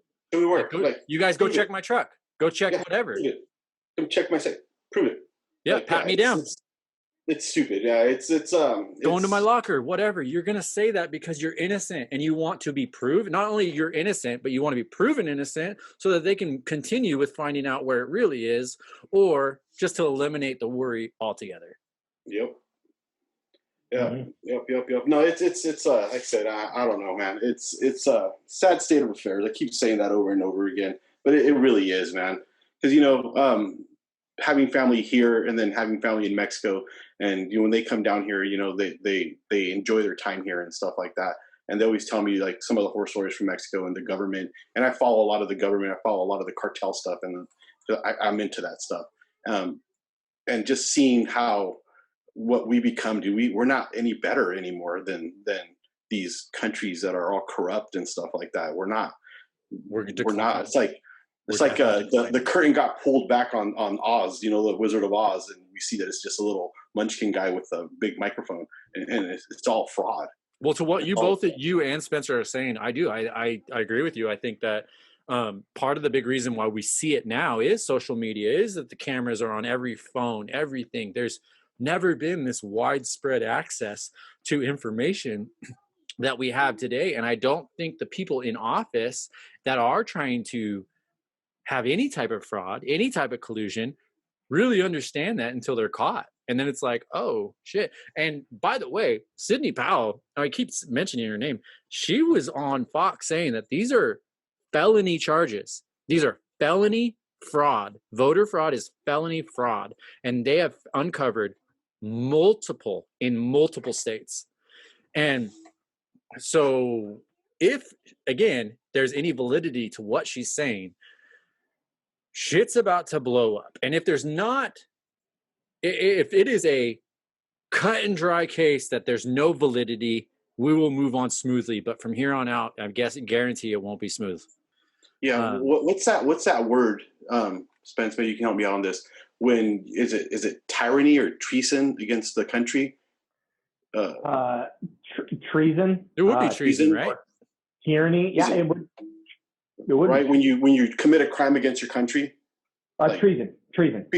Right. So treason. So I think that all these people should be, that if they get found guilty, they should be charged with treason against the country, and that's a punishable by death offense, right? Then should be fucking hung publicly. Okay, so tyranny. I don't know. Tyranny is a cruel. Tyranny is a cruel and oppressive government or rule. A nation under cruel and oppressive government. Yeah, it's an attempted coup, right? Is that what it is? Like a coup? A coup? I think technically, if there was voter fraud and it was in favor of Biden, that would be a coup for a president to take office over an actual elected president. And it's a crime punishable by death. And then treason is the crime of betraying one's country, especially by attempting to kill the sovereign or overthrow the government. Oh, okay. So you have to try to kill them. Okay. Or overthrow. So technically that can be classified as treason if you're trying to overthrow the government. If you're trying to overthrow a legitimately elected president. Yeah, it's like I don't know, man. It's rough. Maybe I go a little overboard on the force and violence part of it. Sorry, Spence, but no. I get it that that's the fullest extent of the law, but like in practical application, we have become such like kind of no, let's not kill them. Like that's just that we've become kind of. We've become kind of more sensitive. My buddy said an armed society is a polite society. Everybody acts accordingly when their life's on the line. I have that T-shirt, and our society is a polite society. Did you? I'll get see. Boy, there's some validity in that statement. When you think your life's on the line, you're a little bit more hesitant to pull shady shit. Just look at all the states that have passed open carry. Like, you see crime rate, because everyone's just like, oh shit, I could get shot at any time for crossing someone. Fuck that. Bingo. Sorry, that's how California used to be. We used to be the wild, wild west, and now we're the, I don't know. I've said this since I was like 17. Slapping each other with dildos. That's all we've been doing. Man. Right? Yeah. Even then, you'd be sent to prison for like 2 years for a dildo assault. No. You'll get let out early. Okay, they don't want anyone in jail. They don't want anyone in jail. I am emotionally affected by getting hit with the veiny penis that you use. I'm a lesbian, and I don't. Sorry. It's rape at that point. No. Seriously though, like, look, I've said this since I was 17. If you are in Texas, in downtown Houston, and you see a little old lady with a Louis Vuitton purse, and you go rob that chick, guess what's gonna fucking happen? Chances are she's got a piece, and if she doesn't have a piece, the dude on the other side of the street has a piece, and he's warranted to go ahead and use it. And then you know what else? The lady at the little coffee shop probably has a piece too, because there's an open carry law, and they're allowed to literally protect the civilians. So therefore, Texas has the lowest gun crime rate. Then you go over to California, you see that same old lady walking across the street. You that scared? Nope. It's scary. Nope. I'm not that scared. I can rob. It's also a shit ton scarier to serve time in prison in Texas and Arizona than it is in what you're saying right California. now. What you're saying right now, scarier. I get it. We don't want to scare people, but look, there has to be some sort of fear, deterrent for people to deter themselves from creating or executing crime. But then, okay, but on the other flip side here, we don't educate our kids on the consequences of their decisions. That, I think, is the ultimate problem with our society is that, listen, hey, do you understand that, there are things called gang enhancements, there are things called gun enhancements that are legal in the state of California that get applied to you, that could end up you being in prison for 15 years if you even try to fucking rob a goddamn convenience store. Like, we don't educate our kids enough on like, hey, your decisions have consequences and you're probably going to do a lot of time, but everyone's just like, oh, I'm not, it doesn't apply to me. I'm going to be fine. I don't know, man. Like,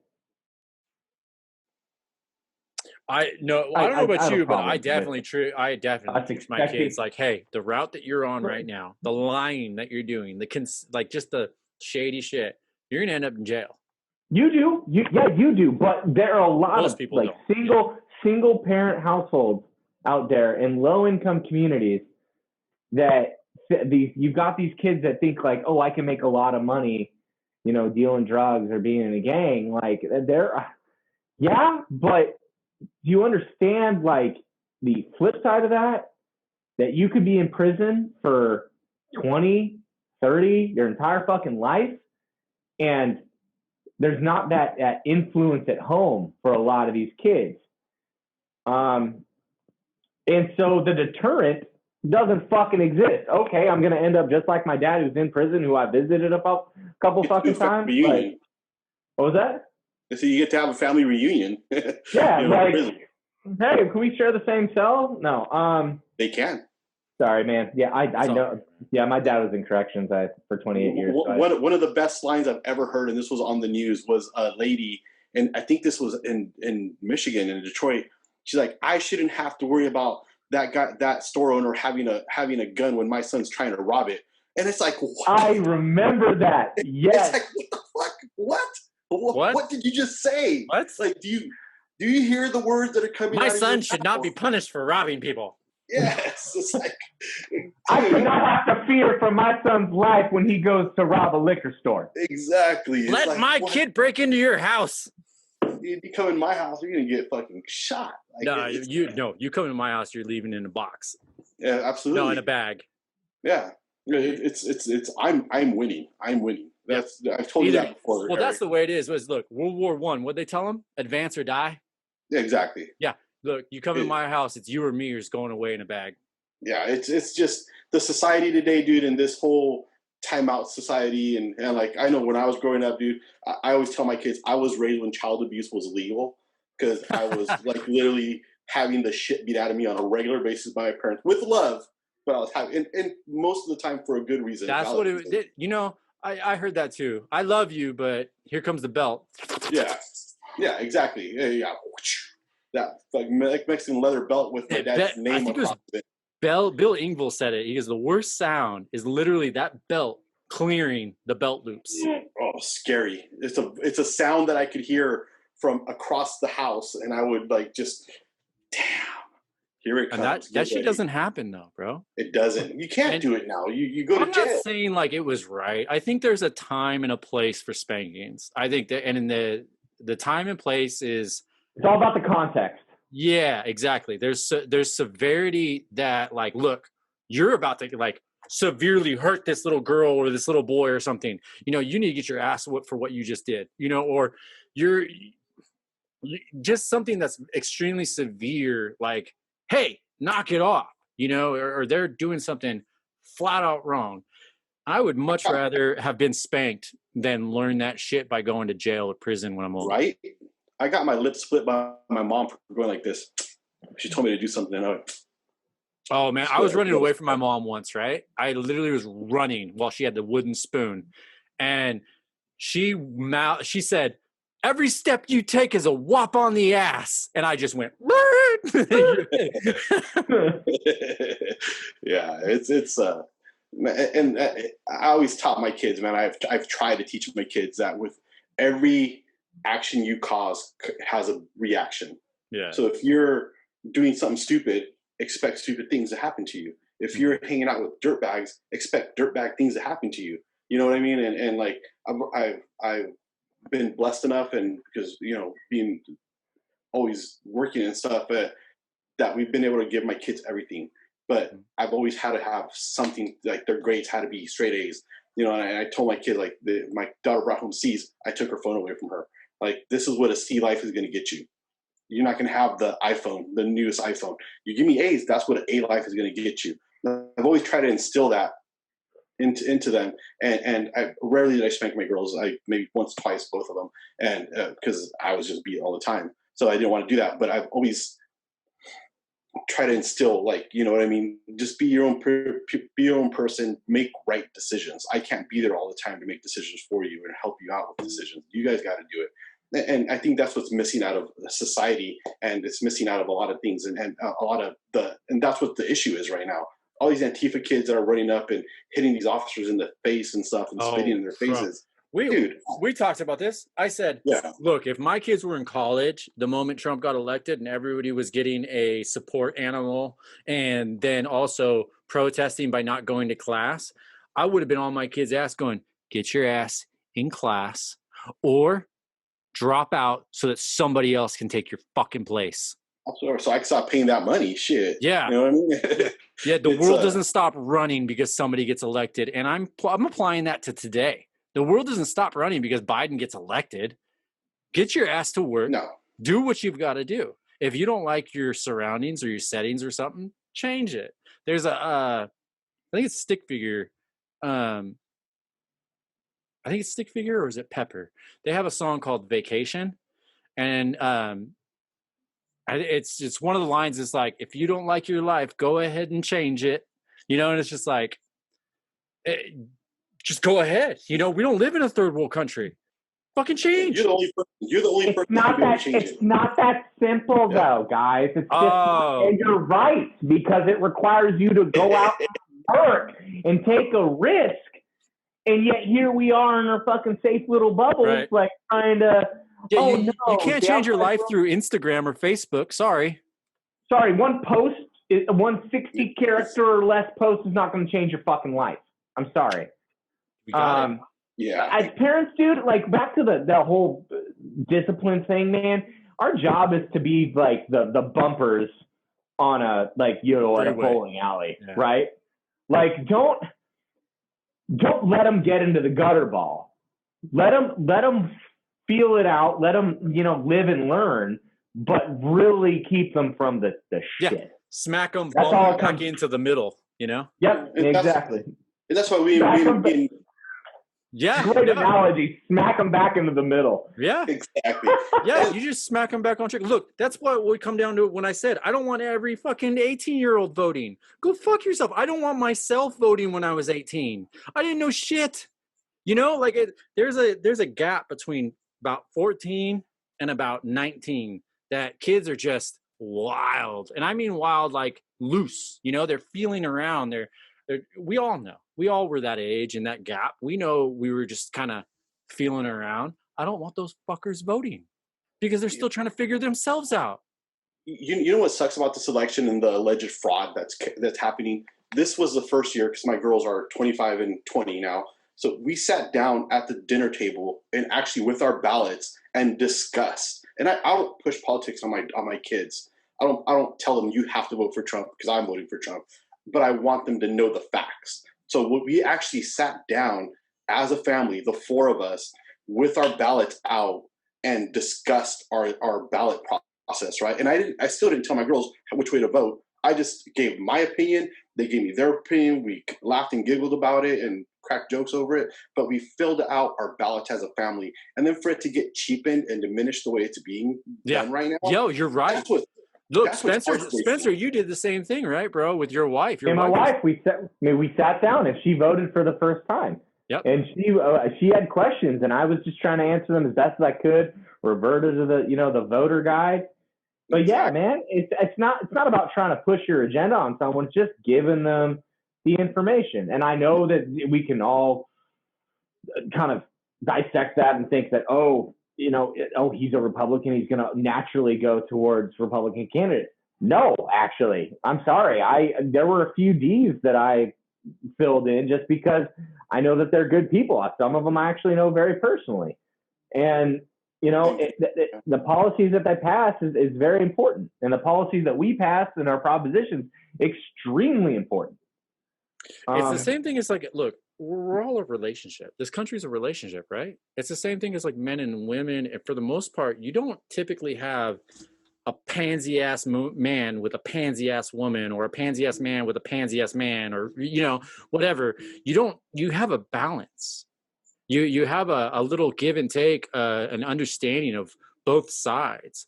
And that is correct. You should be able to vote for Democrats if you're Republican, and Republicans if you're Democrat, because you should be able to pay attention and be open to everything and not just calling it for what the media says, or the social media people who literally just go on there to blast or take advantage of the fact that, I have COVID, so now I need to talk about it all year long, and I'm fine and everything was fine, but I need to just talk about the fact that I had COVID all year long on Facebook, and that Trump's one of my friends that I hung out with yesterday, I know she told me she voted for Biden. Was I mad? And absolutely no. We still drank a beer together.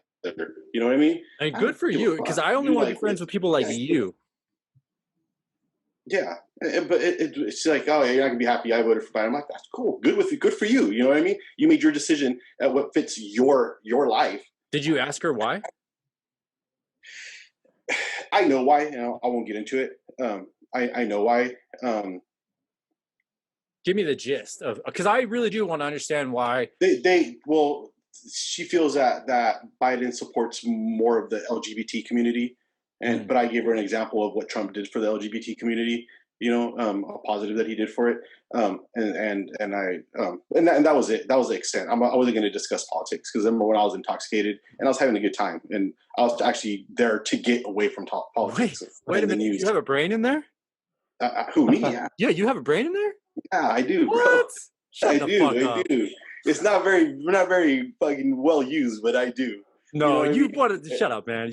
That's what's called well used, is literally being able to talk with somebody who opposes your views, but not argue. The thing is, I love her to death. And she has a different lifestyle than I do, obviously, right? And without getting into it, like I said, but I love her to death. She's one of my favorite person that people we know. Yeah, you know her. You know her. Starts with a P. No. Oh, no. okay. We'll talk later. different. But but like I said, it's just we just threw another interception in the end zone. Anyways, so it's but she's one of my favorite people, man. Her soul, to know her soul is like, she's a great person, and there's no way I would ever let politics affect that, how I feel about her. And I just want to let you know that the Bengals score right now is 10-36. So Bengals winning, Bengals up. No. Oh, I just want you to know. So when you complain about the Niners, just I want you to know. Yeah, we just threw a touchdown, interception in the touchdown. Bourne got fucking picked off, or it's sad. Oh, really? The Bengals record is 2-5-1. Yeah, I know. So what you're saying is you're going to draft Trevor Lawrence. What I'm saying is, I don't know what to do. See, as a Niner fan, like, can we maybe switch off of politics and talk about the fun so NFL? let's wrap politics. Let's talk about NFL, the Niners, baby. Yeah, I like let's talk. Man. I like that whole with the sports blazer over it too, dude. You're rocking it. Look at you, man. Classic 49er fan right there. You guys didn't say nothing about my flag. I know you can't see it too good. There's a 49er flag. We got on it. I got my Bengals on. Oh, do you? Oh, okay, yeah. Dude, you're wearing the farewell season T-shirt. I went to the game Niners versus Packers that year in Candlestick, dude. Oh my God, that was the year that Kaepernick threw over 400 yards. Yep. And just slayed the Packers. I love it. I got to. My buddy won from Jed York field passes for that game. We already had our Jed seats, York, and we got to go to go on the field pregame. I got pictures. I'll shoot them to you. And we got to go on the field during warmups and stuff like that. And then we got awesome seats. And then we went to that game, and he bought those seats. So then I bought the game for the Monday night game against Atlanta, which was the final game. Yes. So we got to go to both of those, the first game and the final game of that season. And I get goosebumps right now just talking about it, because I am a diehard Niners fan. I do bleed red and gold, and I always will. And I don't know if you heard the other podcast that I did, man. The NFL broke my heart. I feel they could have handled all this politics shit a lot better. Oh, bro. Okay, so Spenny, I gotta talk to you. So, all right, Spenny. So, what up? I didn't realize this, but we talked about Troy Aikman and Joe Buck last episode about their comments, and so this is why I wait, bro. This is why I wait until shit kind of pans out and dust settles. Apparently, Joe Buck and Troy Aikman, that was called sarcasm utilized by Joe Buck and Troy Aikman, and they were actually being sarcastic about the Biden-Harris ticket. And your dad canceled his Sunday ticket for nothing.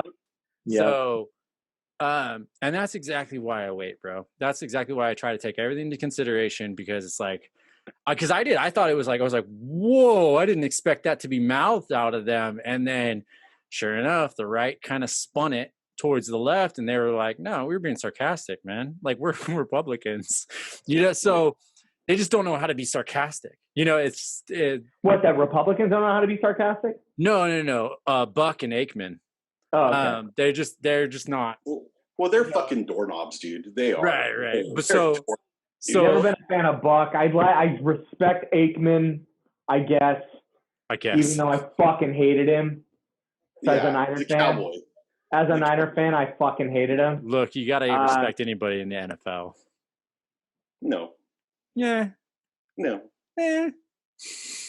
Anyone? Anyway, name somebody you don't respect in the NFL aside from Kaepernick, Terrell Owens. You don't respect T.O.? You don't respect T.O.? No. What? They fucked his contract up. It was the Niners fucking management at the time that fucked that whole deal up. It wasn't him. Sorry, that's my look. No, that's all good. See, but hey, Spence, here's the thing though. Me and you are still gonna get along. Right? Yeah, you're right. Exactly. We still bleed red and gold. But no, but T.O., to me, he was a baby. He was a cancer. He was a baby. He was cancer. And I had season tickets at that time during his whole reign, and you'd see him on the sideline throwing hissy fits and temper tantrums, and it used to drive me nuts. He'd be yelling at Jeff Garcia or Cody, Jeff Cody or whatever we had, or the other 25 quarterbacks that we had during that era. And, Tim Rattay. Yeah, Timotei and all. I mean, just horrible. Elvis Gerback, all them motherfuckers that were just disgusting. And Elvis Gerback, Steve Young's old backup. Yeah, Drunken Miller. Look, and Tito, outside of his little personality, bro's got stats. Yeah, no, he was an awesome player. I was at the NFC wildcard game where he caught that game-winning touchdown. I was there. I was in the end zone when he caught that, in that end zone. But just to see a prima donna, someone that goes over there and throws hissy fits the way he did, and I would watch him because you hear this stuff and you read it in the news and stuff. So I would literally put my attention to him when he go on the sideline, and he would throw fits. Okay, and cry and yelling and stuff. So I was like, yeah. As a Niner fan, if you had the ability to pick up Michael Crabtree today or Terrell Owens, and you had to pick a one, who would you pick? I would pick Brandon Ayuk. No. You got to pick one. Benny, who would you pick? Obviously, it'd be T.O. If only of those two. Yeah. But because those both were kind of cancerous. Chad Ochocinco. Crabtree wasn't as cancerous. Crabtree was not as cancerous as T.O. No. Yeah, no, he wasn't. He wasn't as cancerous. T.O. is definitely, I'll give you that. He created some cancer in the locker room between Philly, the Niners, Dallas. Everywhere he went, he had some drama. He did 1 year. He did 1 year in Cincinnati, and he didn't. But then again, Cincinnati was fucked anyways, so it's not like he would have added to that. But look, I would take T.O. I saw him run against was it Tyreek Hill in Kansas City? Yeah, they raced. Oh no! Was it Tyreek Hill? I think it was. I could be wrong. Yeah, they weren't. He wasn't that far off. He still got the speed. But he's this old man. He's done. Yeah, he's done. Yeah, but I would take T.O. if I had to choose between those two. If you could choose between T.O. or Des Bryant on your squad today, at their current ages. T.O. Oh no, Des Bryant. T.O. Des Bryant still has legs under him though. I think T.O.'s hungrier. Look at Antonio Brown. I mean, he's just a joke now. Well, he won today. Yeah, but he's a joke now. You got to give him a few games, man. You got to give him a few games to kind of get his feet back a little. Even if he thought that what he did was wrong or whatever, give him a couple and then go at him. Yeah, he's almost a punchline now, though. Just you know what I mean? He had it all and he cried, and then he got another opportunity. He blew it off, and that's the thing that kind of drives me nuts, dude. Is just you know what? Fuck, if you don't want to play, you want to be a baby, go about your business, dude. And the way other teams pick him up, I think there should be some kind of common agreement with all NFL teams. This guy's a baby. Just fucking leave him alone. Let him sit out a year and just let him be. So yesterday was our first outing, man. Me and Nancy were talking. It was our first outing in probably about 8 months, dude, that we actually went out on a date night. And, besides to go grocery shopping or something and grab a burger, it's like it was much needed. We both kind of unwind and let go of a lot of shit, dude. It was fun. We had a good time.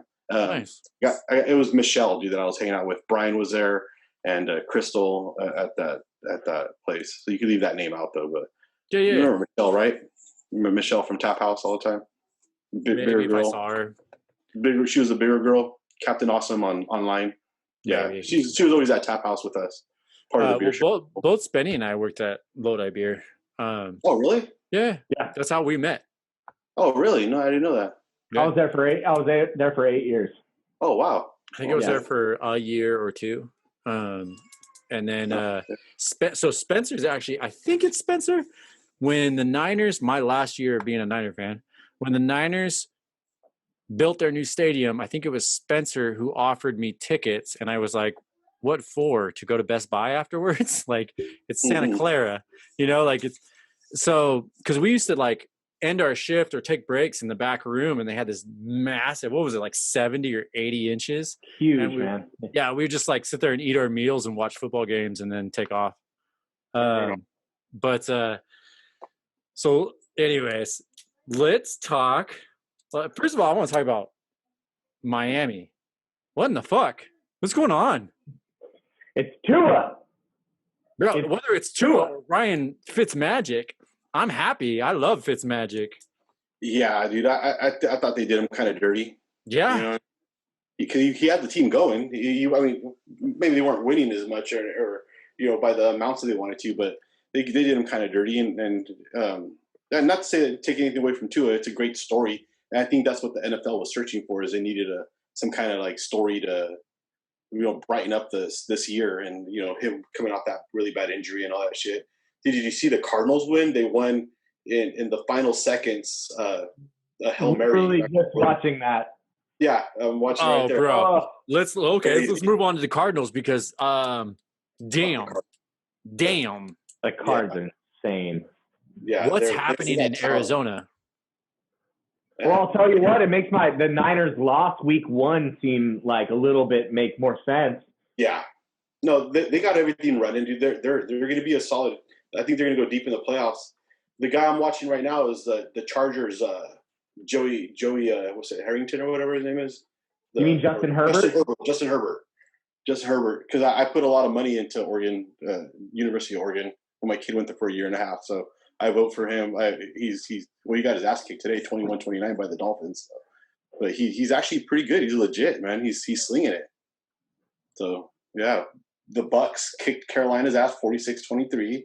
Green Bay won to Jacksonville. New York Giants won again. Schittsburg is the only undefeated team left. Yep. I can't believe that. I said I can't believe that. I said if the Bengals beat Schittsburg today, I'll buy a Burrow jersey. But until then, I'm rocking my Ocho Cinco and my Tim Crummery. Other than that, I won't buy a Burrow jersey. But you know what I like about it though is that Roethlisberger's a fat kid, so fuck yeah, fat kids rule the world. Well, I'll tell you right now. I thought he was washed up. I thought Roethlisberger was done. When they put in Mason Rudolph last year, I'm like, no way he's going to come back and actually sling it.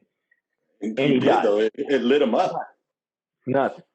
It's a new league, man. It's a lot of young quarterbacks that we don't normally we're not used to. We're used to Drew Brees, Tom Brady, Phillip Rivers. It's crazy. I'm looking at the NFC West standings. Cardinals 4-6, Rams 4-6, Seahawks 4-6, 49ers 2-3, or 4-4. Whatever. We have a losing record. I didn't get to finish it. It's horrible. I don't even want to talk about it. NFC West is a beast right now. Yeah, they're a powerhouse right now. It's I thought the Niners Seahawks game, was it last week or the week prior? 2 weeks ago. I thought that one was going to be an ultimate down to the wire showdown, and boy was I wrong. Yeah, but man, we had half our team fucking out. But so we've been without our team. We have 15 dudes on IR right now. That is just unprecedented. Over $80 million in salary cap. We literally couldn't pull anyone off of the practice squad 2 weeks ago until we made that Quan Alexander trade, which then opened up some space. We couldn't do any moves whatsoever at the trade deadline because our cap is so fucked up because of all these injuries. Sorry. Yeah, and you saw hey man, you can always be a Bengals fan. Nah, I'm good. 2021, dude, Niners are going to come back with a fucking vengeance, I swear to God, because all those 14, 15 players on IR are going to come back, and that's a playoff winning team right fucking there. Yep. Can either of you tell me what the hell's going on with Cam Newton? Jesus, lame. Yeah, I've never been a Cam Newton fan. I don't like his fashion sense either. So, hey, to add to that little fashion statement, you can dress like that all you want when you're winning. Yeah. When you're not, go ahead and skip the after game press conference and just be like, look, I gotta go to work. Hey, real quick, have you guys seen Schitt's Creek? Did any of you guys watch Schitt's Creek? I haven't seen it yet. No. My wife's watching it, and I've seen a couple of episodes. Dude, it is literally one of the best series I've ever watched. We just finished it last night, and we were both depressed that we finished it. Is it over? Yeah, it's done. They only did 6 seasons, and the writers didn't want to write it. So Dan Levy and the other Levy. So Dan is a kid, and then the other Levy guy, the older guy, that's his dad. So they wrote Dan Levy's the one that actually wrote the whole series, and then he kind of came to his dad, Eugene Levy. There you go. Came to him and like, hey, help me write this series. And big time. It's funny, man. I liked it. The story behind it, and you get to know the characters. Actually, a really good show. We're gonna watch it again. We told ourselves we should watch it over. If you guys are into like dark series, if you want to watch some shit with your wife, I just finished. It's one season, and it's called The Outsider. And I think seen it. You've seen it? I've seen it. Yeah, it was good. Oh, bro, Spencer. Creepy. Yeah, it's weird. It's trippy. It's dark. It's written by Stephen King, and most of it's directed by Jason Bateman. I mean, Jason Bateman's doing big things, dude. Jason Bateman's good. He's a good director. He's a good actor. He's good at everything. The Ozarks. Love the Ozarks. Between the Ozarks and his little minor character in Smoking Aces. Did you ever see Smoking Aces? I did. Oh, bro, that's one of my favorite movies. Yeah, it's a good movie. Yeah, dude. So like I said, I haven't been watching any regular TV, dude. So I've been only watching whatever we get and stuff. I'm actually ready to cancel DirecTV just because I'm tired of them. But it's so we've just been like trying to pick series to watch, and we've been, Schitt's Creek. My daughter told me about it. Watched it, fell in love with the series. Actually, it's pretty cool. I started watching last night the first season of The Wire.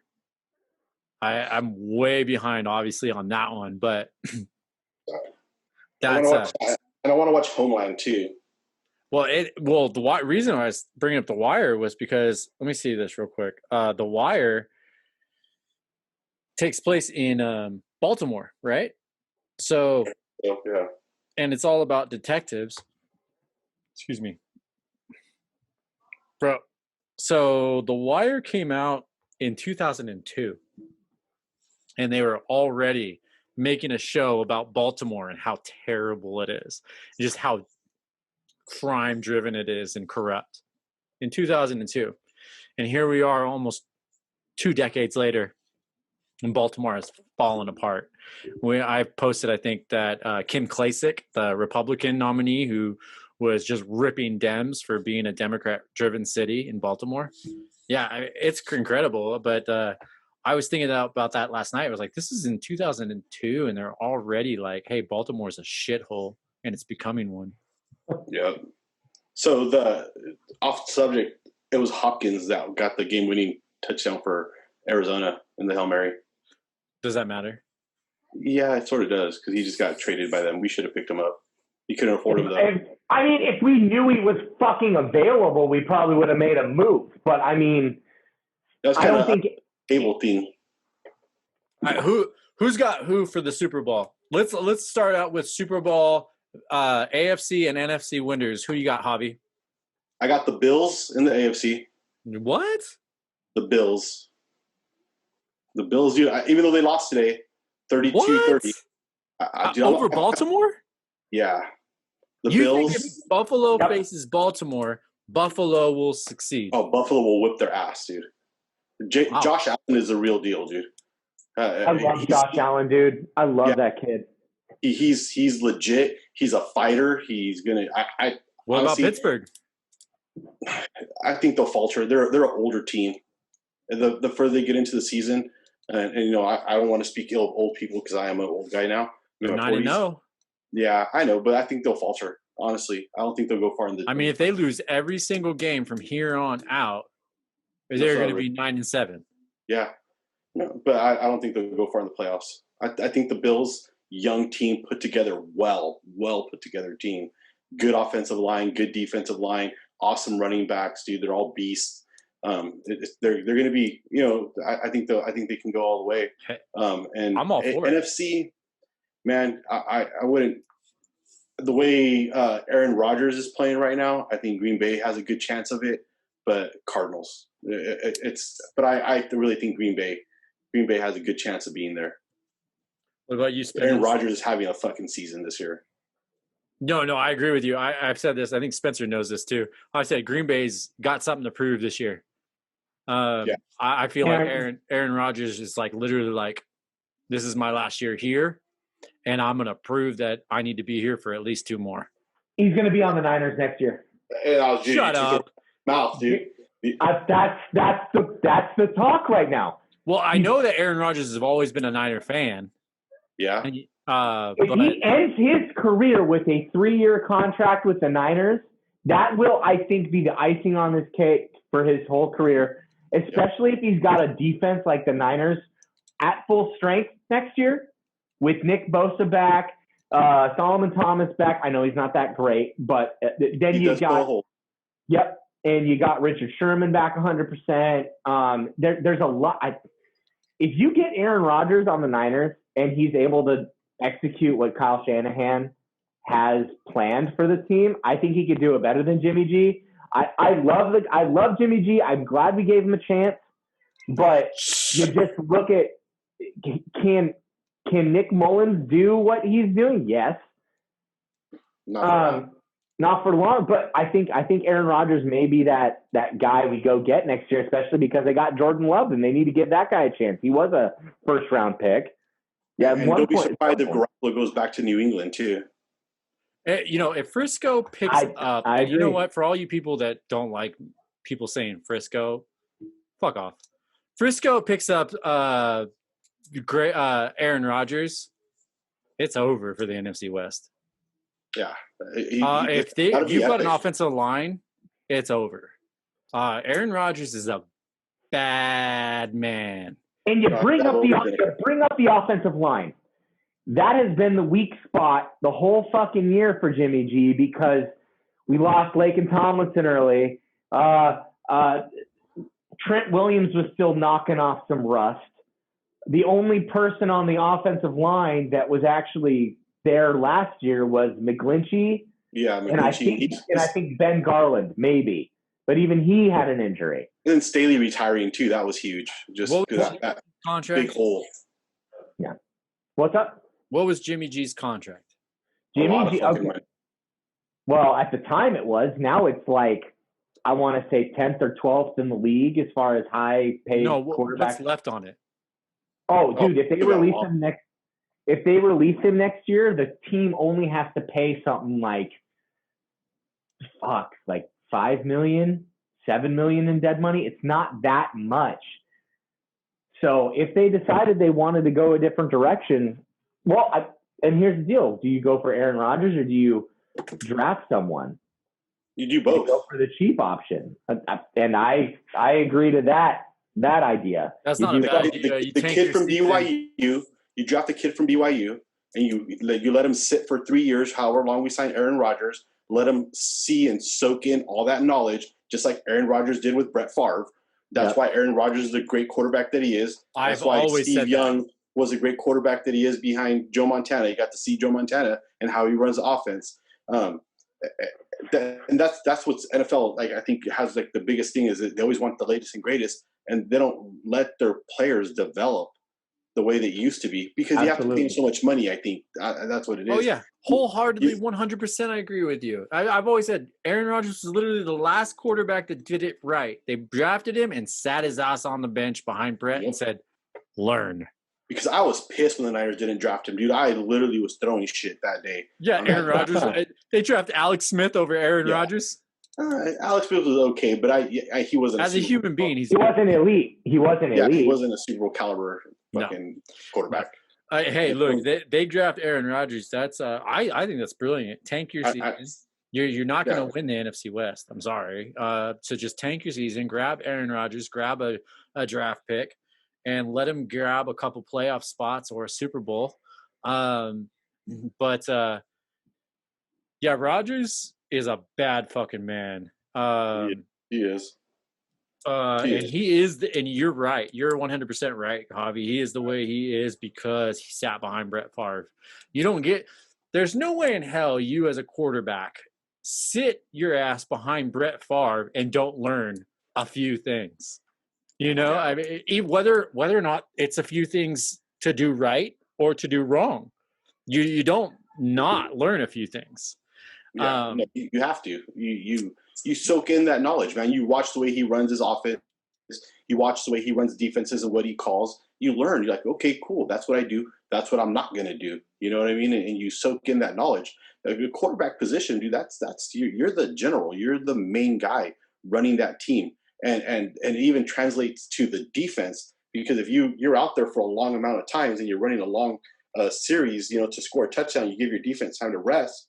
It helps the entire team. So you as a quarterback are the ones that dictate that. If you go 3 and out, 3 and out, 3 and out, yeah, the management, the clock management, all that good stuff. Dude, that's Aaron Rodgers is just a wizard when it comes to that. Yeah. If we get him next year, oh my God. Do you ever look at Aaron Rodgers into his eyes? And I'm asking you both. Do you ever look into his eyes on game day, whether it be first quarter or fourth quarter, and see that he's scared? No. Oh, dude's ice. He's ice. Yeah. He's got permanent bitch face, but for a quarterback. Yeah, he's got resting bitch face. Yeah, he does. He's a bad man. I can't say anything else. He carries that chip on his shoulder well, though. In fact, I'm going to go out on a ledge here and say, right now, I don't think I would draft any quarterback but Aaron Rodgers. Right now. Draft? Like, if I were to pick starting quarterback out of the entire league right now. Aaron Rodgers. And I might go Russell Wilson on that. I think Russell Wilson's on a downslope, not a very steep downslope. Spencer, how can the words come out of your mouth? I fucking hate him, and that's why. That's how much I want. Russell Wilson is a bad man. Come on. Hate that motherfucker. You hate him, but if he was in AFC, you wouldn't hate him as much. I'm looking at the trajectory of the league, and what you can see are those mobile quarterbacks doing really well. You wouldn't hate him if he created the win-loss ratio that he's got right now. Yeah, for the Niners, yeah. No, you're right. Yeah, it's 100% correct. But it's I'd still take Aaron Rodgers over Russell. To me, Aaron Rodgers, yeah. And I would go Mahomes. I would go Mahomes. There you go, Mahomes. I can see the argument for Mahomie. I can see it. Yeah. And you know who my backup would be? The kid from the Bengals. Burrow? Burrow wouldn't accept it. He would. And he would have other offers. He would be a smart man too. He'd be a backup smart man too. But he would have other offers. Dude, Burrows is a bad motherfucker, dude. And it's sad that he's on that team right now. I'm not sold. Dude, there's glimpses, there's stuff on there that you can see he's going to be a great quarterback. Look, you guys know me. I've never said I'm sold on Joe Burrow. I have still yet to say I'm sold on Joe Burrow. There are certain things I like, and there's certain things that scare me. I see us drafting a quarterback within 3 to 4 years. Nah. Yeah. Watch. You think you're going to go the Jets Sam Darnold route? By next election, the Bengals will have another quarterback. Watch. Well, it's because they haven't done shit for their offensive line. Yeah, Carson Palmer used to say that. What's going to happen is, I swear, this is what's going to happen. The Bengals aren't going to do shit about their offensive line next year. And what's going to happen, Burrow's going to get injured. And that's when you're going to have the problem. You're going to have him seeing ghosts for the rest of his fucking career. Yeah, I joked with you guys. What was that Jets game when they were just destroyed on Thursday night? I was like, Jets borrowed the Bengals offensive line because they just kept.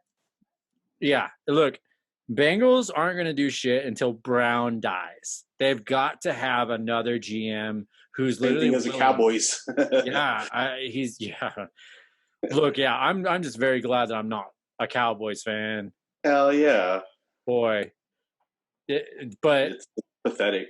That's sad, man. That's too much machismo right there for even me to deal with, dude. Yeah, that's more talk and no walk.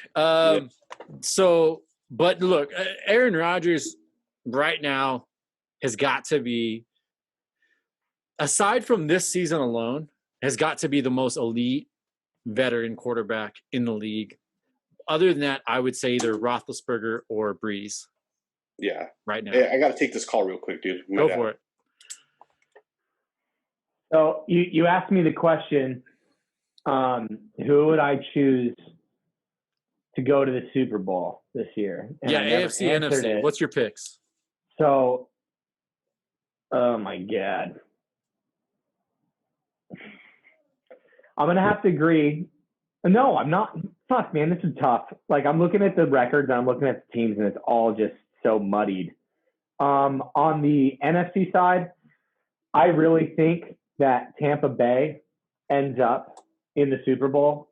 Really? Because I think when you're looking at all the teams and all the quarterbacks and the play callers that have actually been there, Tom Brady's been there the most, and he's finally got that supportive system for him. He's got Gronk back.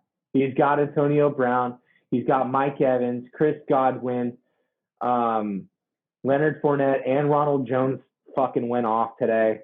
I think Tampa Bay, just based on their experience, is gonna make it on the NFC side.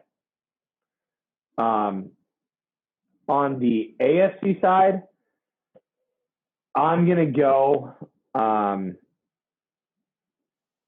God damn, I hate this because I don't want to go Mahomes and the AFC West. I just hate them. I'll tell you my pick right now. I'm going Miami.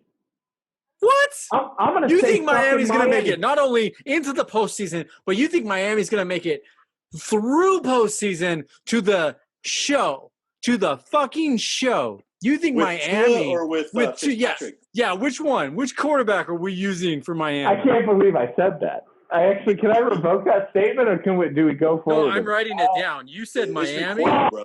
Yeah. This is 2020, bro. You can't take shit back. Everybody has a camera.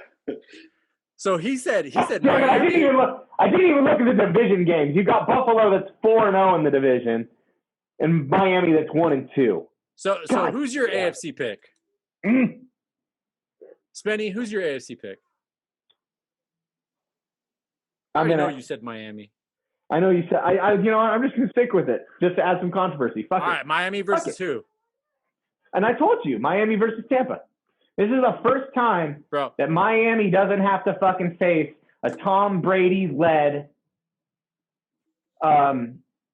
New England Patriots team in their division. This is my prediction here. I'm gonna say it's gonna be Kansas City versus Green Bay, and if it is that, not only am I gonna be happy, I'm gonna throw a massive Super Bowl party that you and your guys' family have to attend. Masks. Follow COVID rules. Hey, look, you can wear masks or not. I don't give a shit. Yeah. I'm not gonna judge you one way or another. But Green Bay and Kansas City, and if that goes down, I think that'll be a great Super Bowl. Two great quarterbacks. Yeah, the one coming in and the one basically going out. I think Green Bay takes that though. You do? You think Green Bay keeps up with the agility? Oh, for sure. Interesting. No, if that was the case, I would say Kansas City again. Because Green Bay, dude, for some reason they got a fucking problem in the playoffs. They can't cover that. They can't get over that hump. They couldn't beat the Niners. Year before that, they squeaked in the playoffs. Couldn't do it there either. If Green Bay gets in it, this is the way it goes versus Kansas City in the Super Bowl. If Kansas City can stay on point, clean, and no mistakes, and keep up with their agility, they'll put Green Bay in the bag.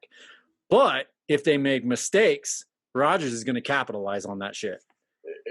I think the Green Bay has a different team this year, though. I think they can do that. I think they'll be okay. But all right. So I'm just writing these down. I got Green Bay versus KC for me, Miami versus Tampa Bay for Spencer, Bills and Green Bay, or Arizona as the wild card for Javi. Bro, if Bills go in, I'd be happy to see the Bills get a win. One of the greatest documentaries I've ever seen is ESPN's 20 for 20, The Four Falls of Buffalo.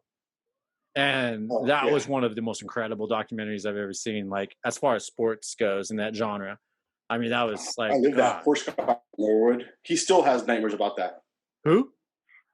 Scott Norwood, the kicker for the Buffalo Bills. Oh, not only the Buffalo Bills. God, could you imagine what it's like being quarterback? God, what's his name? Jim Kelly. Kelly. Jim Kelly. Was it Kelly? Yeah. No, he was out. Jim Kelly. He was out for one of those Super Bowls. He was injured. But yeah, Jim Kelly. Could you imagine what it's like to be him? Basically go to 4 Super Bowls and not wear a single ring? Yeah. In 4 years in a row, too. Yeah. What was it 4 years in a row? I think it was in 5 years, 4 Super Bowls. That's still impressive. Yeah. And then to not even touch since then. Yep. Oh, they haven't. They got cursed. If Buffalo goes into the postseason, I'll be rooting for Buffalo. If it's Green Bay and KC, you bet your ass I'm going to be rooting for Green Bay. And if it's Miami versus Tampa Bay, I'm going to be rooting for Miami and hoping that Fitzmagic's starting. I want to see that. I want to see that beard going. Watching the highlights here, dude. Buffalo played tough, dude, against Cardinals. That Hail Mary though, jeez. Yeah, dude. Ugh. And Tyler Murray was falling down as he threw that pass too. I don't know if you've seen it. Across his fucking body, dude. That's across his body. And dude, Tyler Murray actually reminds me of Russell Wilson. The same body build and the same mobility that he has. He'll be a force to be reckoned with, man. He'll be good. All right, I'm back. I'm just stoked that the Seahawks lost. I don't even care if the Rams are winners. I can't stand the fucking Seahawks. I fucking hate the Seahawks, dude. Hey, you guys have got to start picking winners. I'm really getting tired of pizza. I mean, you guys have got to start winning. Fucking Spence, dude. He keeps knocking me out like the last game Monday night, dude, like 3 times in a row. Fucking Spencer won the same week that he forget to pick like the Tennessee game winner.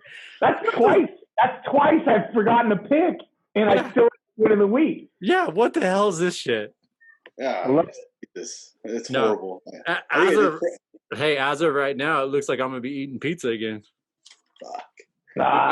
We got Javi. You've got 6 wins. Same with Spenny. You got 6, and I've got 8. What does Bub have? What's that? But Bub have? Ernie didn't give me anything. Oh, he didn't put. Yeah, I didn't see that. Yeah. Yeah, he didn't send anything in this week. I'm gonna start pumping him out Monday nights. That way we get a little bit of time.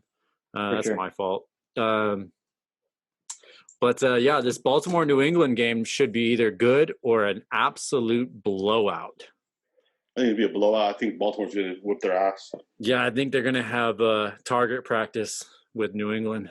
Yeah, I hate New England, dude. I hate fucking the coach. What's the name? That's what I was gonna leak into. Was it's looking like we started the season before the season kicked off. Is it Belichick or is it Brady? And it looks Belichick. He's got Tampa humming. Yeah, I mean Brady's got Brady's got a little bit of juice. And it's Tampa. I mean, he's also got a shit ton more weapons. Yeah, this is true. This is definitely true. But it's not like it's weapons that he didn't have in New England. Yeah, they spent some money. They hooked him up. And theoretically, on paper, Cam should be doing better because he's got the arm and the legs. It's Cam Newton, though, dude. He's a putz, in my opinion. I've never been sold on Cam, and that's why we said that the last team to do it correctly was Green Bay by bringing Rodgers in and having him sit behind Favre. And Newton was literally just thrown in the same like Teddy Bridgewater, the same with Burrow, the same. I mean, they're just the same. And when that happens, those first couple seasons aren't that great. It's a learning curve. But it fucks with their heads, though. Dude, I mean, all the losing seasons and like Spenny said, you see ghosts for life, dude. After fucking that. RG3. Yeah, look at him. Where's RG3? I think he bagged my groceries the other day. Oh, bro. Theoretically, RG3 should be one of the top quarterbacks today. Yeah, but no. Do you know why he's not? He had no opportunity to. Because his ass was tossed in without any education. Yep. I mean.